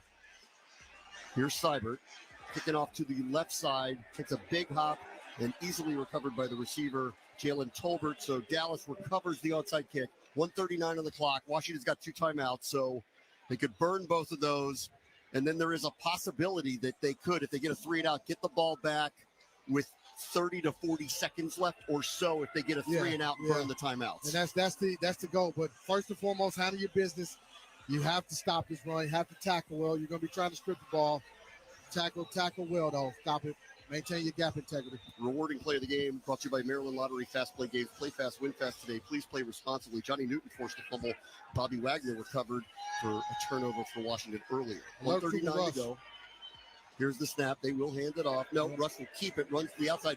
Washington was there. Nice play on the edge by Quan Martin. Goes down at the 48-yard line for a loss of maybe 3. Washington uses the second of their 3 timeouts. 1:34 on the clock. It'll be 2nd and 12. Yeah, so you figure Washington, their second of the half. 30-second timeout. Cowboys tried to get a little cute there with he was a little RPO, and they were going to give him the option of either running it, and they also brought the tight end, Schoonmaker, back and was running him into the flat. So the Cowboys kind of outsmarted themselves on that play with that lost yardage. 94 seconds left. Washington only has 1 timeout remaining. Cowboys have the ball 2nd and 12 at their own 49-yard line. You would assume that they're going to do a very safe play here, force Washington to use their 3rd and final timeout. Let's see. Dowdle is the back. Rush is under center.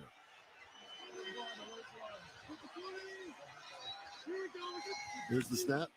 Play action, rolling right, chased by Deron Payne. They're actually looking to throw it. Now Rush thinks better of that and will just take a sack back at the 42-yard line and a loss of 7. And Dan Quinn will use his 3rd and final timeout with 1:27 to go. So timeout, Washington, their 3rd and final of the half. So 30-second timeout. Dallas getting cute here with these bootleg rollouts to try to, I think, steal a first down and end the game. But now at 3rd and 18, I imagine they're just running the ball and running the clock. Yeah, that's what they're going to do. So they went to that bootleg. We got hurt on that bootleg a couple times already in this ball game. It was outstanding discipline by the coverage, keeping your eyes on your man, not getting caught up trying to do something that you're not responsible, allowing us to get our first sack of the game, I'll say.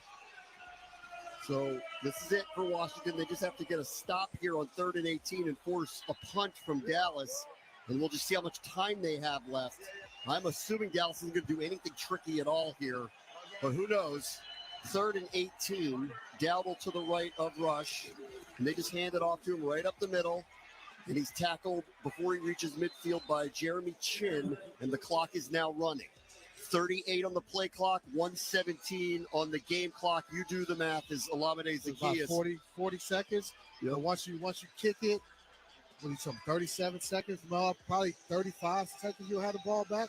What did we have left against Chicago? I don't remember. What was the total number? Because we need a second miracle here. Man, that seemed like such a long time ago. Yeah. I think it was less time than that. Electrifying play of the game presented by IBEW Local Union 26. Quan Martin blocked a field goal on Dallas's first drive of the game. So Dallas, I'm going to take a delayed game or punt, and then a timeout at the end, run it down to 1. So the play clock runs out. It stops the clock with 39 seconds. It should be a delayed game penalty. Right. See if Washington accepts it. Delay of game. You have to accept number 5. That penalty is declined. Why? 4th down. Because you don't want to give them they want it to give Anger more room to punt. It's probably more comfortable at whatever distance. So they're just declining it and making him kick it from there. Please reset the game clock to 40 seconds. Yes, please do that. Extra second on our side. 40 seconds to go. Anger will punt once again. Standing at his own 36-yard line. Alameda Zacchaeus. I want 5 more yards for us to, have to 5 less yards to have to navigate to get this touchdown. See if Anger just either punts it out of the end zone or try to caddy corner this. Can't imagine he wants to give up a return. The snap. Anger gets it off. A bad punt. Kind of shanked it. Zacchaeus runs under it at the 15-yard line. Makes a fair catch. So they're going to have to go 85 yards in 33 seconds with no timeouts to have a shot to tie the game. We've been here before. Yeah, we have. We have been here before. Today's Commanders Cowboys game is presented by Northwest Federal Credit Union, the official home of the Washington Commanders. Jaden Daniels' numbers at this point, 21 of 35, 182 through the air, 1 touchdown, 1 interception, 7 rushes, 74 yards, and a touchdown. They pulled off a miracle once here about a month ago. Can they do that again? They got to go 86 yards in 33 seconds. Empty backfield is how it starts for Daniels. Here's the snap. Dallas just brings 3. He's able to step up, lobs one over to Terry McLaurin's open. 45-50, 45-40, turns on the Jets. He's gone! Touchdown! Touchdown, Washington! They've done it again! Another miracle in Landover! Do you believe in miracles? Oh, my! Jaden Daniels does it again! Wow! Unbelievable! 86-yard touchdown pass to Terry McLaurin! Oh! Wow!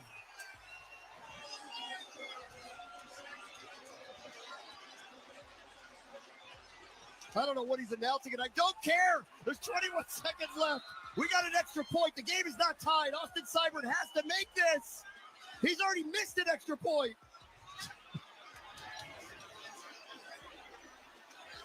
It's berserk. Snap. Low. Trustway gets it down. No. Seibert's kick. Bad freaking snap. Bad snap. A bad snap. They got the hold down. It's Seibert. Missed it left. He missed it left. So now they have to try another onside kick. Wow. Oh. Bad snap. Bad snap threw off the timing there. And he does a good job. He actually got it down. He got it down. He just pulled that. And Seibert pulled it left. He just pulled it left. Badly pulled left. He pulled that badly to the left. Because Trust got it down. This is the craziest final 4 minutes of a football game you will ever see. Ever. 2 missed extra points today. 2 missed extra points. Kavontae Turpin fumbled a kickoff, picked it up at the goal line, and ran for a touchdown. 33 seconds left on the clock. Washington needs a miracle. Terry McLaurin's hitting the seam, hits the gas, goes all the way the distance to score, and they miss the extra point that would tie it. And now another onside kick attempt here is coming.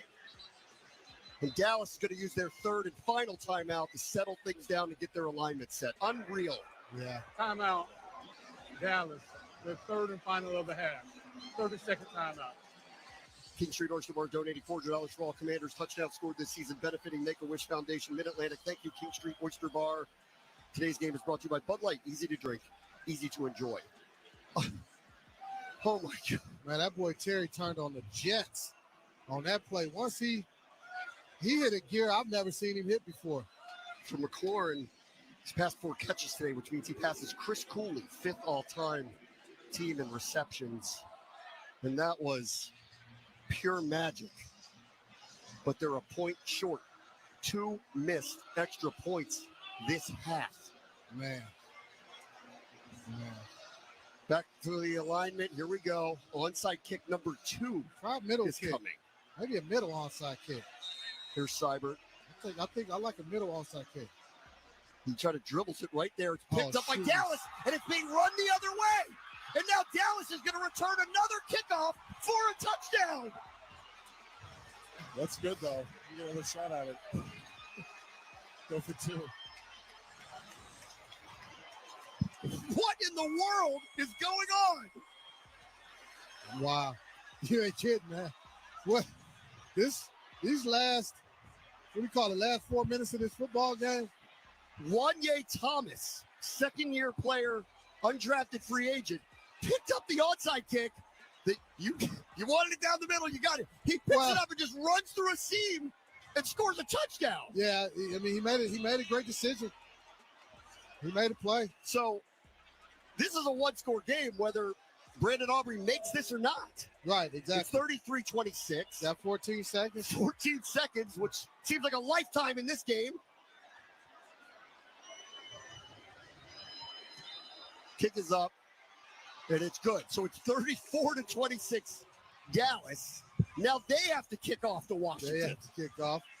And does Austin Eckler have something crazy in him? What in the world? Yeah. I mean, really, that's the best case scenario. It really is. You know, the best case scenario. You're looking at, I know Wanye is not thinking about, hey, man, let me go down at the 1 yard line. Because he's seeing is, hey, this opportunity to score a touchdown on the kickoff return. But to your point, Logan, him scoring that touchdown actually it helps us. It helps us. Because we get another opportunity to possess the football. Yeah. I know it seems crazy, but here we go. And again, now we have enough time for probably 2 plays if we don't mess this up on the kickoff here. So, Intelligent Play of the Game brought to you by Fognigma. Command the cloud and dominate cyber operations with Fognigma. Jaden Daniels to Terry McLaurin, 86-yard touchdown that we thought was about to tie the game. A missed extra point, though, kept it 27-26. Forces Washington to kick an onside kick, which was returned for a touchdown. The second kickoff return for a touchdown this half. This quarter, this second kickoff return for a touchdown. Second kickoff this quarter, and then you had the Terry McLaurin explosive play. This game has been ridiculous. This one is fielded by Eckler, 2 yards deep, 5, 10, 15, 20. Out to the 30. Found a seam for a moment. Knocked out at the 37-yard line. No. And he's hurt. And they're asking the training staff to come onto the field immediately. Yeah. Austin Eckler is laying motionless at the 37-yard line. This worse. This is awful. You got an injured Austin Eckler. He's moving around. And they need to, the players are running into each other. They need to just kind of back everybody off here for a moment and give some space to the training staff to work with Austin Eckler. He took a big hit at around the 35-yard line. We got a B-Rob injured in this game. Our running back situation moving forward to next week. What's that going to look like? Andrew Wiley went out today. You're trying to get Chris Rodriguez, I would assume, back. Obviously it's a long way between now and Sunday, but everybody's down on one knee here as the medical staff is working on Austin Eckler. Obviously, we hope he's okay. He took a very big hit on that kickoff return. Yeah, I'm just they got a ton of people around him. You can't really say. Logan, you said from your vantage point, you said you saw him moving down there? Yeah, his legs were moving. I think they're just kind of keeping him still for a second. I don't want to speak for the training staff, but I did see him move a second ago. Okay, that's a good sign. There's 9 seconds left. This is one of the wildest fourth quarters in this rivalry's history. It was 13-9 the start of the fourth quarter. It's now 34-26. In a game where just not a lot of plays being made offensively, but then we have these explosion of points like you mentioned, Bram. 2 of the Cowboys' touchdowns this quarter are kickoff returns. 2 of those. We got the touchdown on the 2-minute drive. With a 2-minute, we went 2-minute offense, scored that touchdown to get it within 3. Then Turpin returned a touchdown. Then we get the Terry McLaurin play. And the missed extra point. 2 missed extra points. Yeah. A blocked field goal, a field goal off an upright, a blocked punt. A turnover that wasn't a turnover on a play that could have been overturned. A fumble by John Bates. Fumble by John Bates that led to the touchdown that gave Dallas the first 2-score lead that they had. This thing got wild in the fourth quarter, and now we're just, the training staff is moving now. Everybody's on one knee, and it looks like Austin Eckler is going to be able to, I hope, get up on his own. Working very slowly with him and being very careful with him. Yeah, you want to take every precaution. You don't want to rush him, trying to get back to his feet. And again, like as Logan mentioned, we don't know what's wrong. He is up on his feet. Up on his feet. It was a very scary hit as he is slowly walking off the field. There's 9 seconds left in this game. At least he's up on his feet and moving. That's the good sign here. 9 seconds to go. Washington will have to somehow have a second miracle in the final minute to have a chance to tie the game. Around the league, the Lions were winners over the Colts 24-6. Buccaneers beat the Giants 30-7. Chiefs got by the Panthers 30-27. That game was close. And the Vikings and Bears are currently in overtime, tied at 27. You can see. Is it the Commanders' ball? Dallas came out of that with the ball. Well, hopefully the Dallas defense is on the field. Replay assistant come up with the same thing. Now, I'll say this: he's definitely experienced some discomfort as he walks back to the sideline. Actually, I think they're gonna walk him back to the locker room. This is where you almost feel like bring a card out and help him because he is in a lot of discomfort. So Washington's got 1 or 2 plays left, and they need a touchdown again. The ball's at the 36-yard line. They trail by 8, 34-26. McNichols in the backfield with Daniels. Here's the snap. Parsons coming around the edge. Daniels steps up. Throws the out pattern. It is caught by Zach Ertz. And not unlike the Hail Mary, he got about 12 yards out to about the 43. Check that 6 yards, the 42-yard line. So if they're going to have Hail Mary number 2, it's going to come from 58 yards away. He has the arm. We know he has the arm. Dallas has 5 players back deep. None of them are currently waving at our crowd. 4 seconds to go. Here's the snap to Daniels. Dallas breaks 4, forces Daniels to step up. Now he has to spin away from pressure. Now back into the line, tosses it up towards the end zone. It's going to go around the 5-yard line, and it is picked off. Picked off at the 5-yard line, and the game is over. Israel Mukwamu makes the final play of what turned into one of the wildest fourth quarters I've ever seen in any game, let alone in this storied rivalry between the Commanders and the Cowboys. Dallas ends a 5-game losing streak. Washington's going to be searching for answers. They're on a 3-game losing streak, falling 34-26. Yeah, just, you thought we would come out and play a much better football game, having 10 days to prepare for this game. I say this defense, they did some good things. That's what Fletcher's alluding to there. It's like early on in this game, everything was going well. The defense was playing well. The special teams found advantages, and the offense just couldn't get out of its own way. And I think, obviously, they picked it up late. They found that 2-minute stuff. But that has to happen earlier. And this team is built on playing complementary football, and we just were not able to do it early in this game. And, again, we gave Dallas hope, and they ended up winning the game. 8 penalties, a couple huge ones, pass interference calls that led to scores early.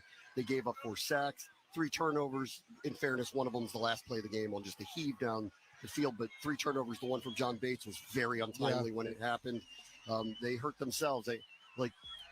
Dallas was shooting themselves in the foot in the first half over and over and over and over, but Washington wasn't taking advantage. We weren't taking advantage of it, and it was a situation I think we had multiple times where we're either around the 50-yard line or even in some cases plus 50 and came away with nothing. Or we'd have a positive first down play. We'd have a false start. We had some type of negative play to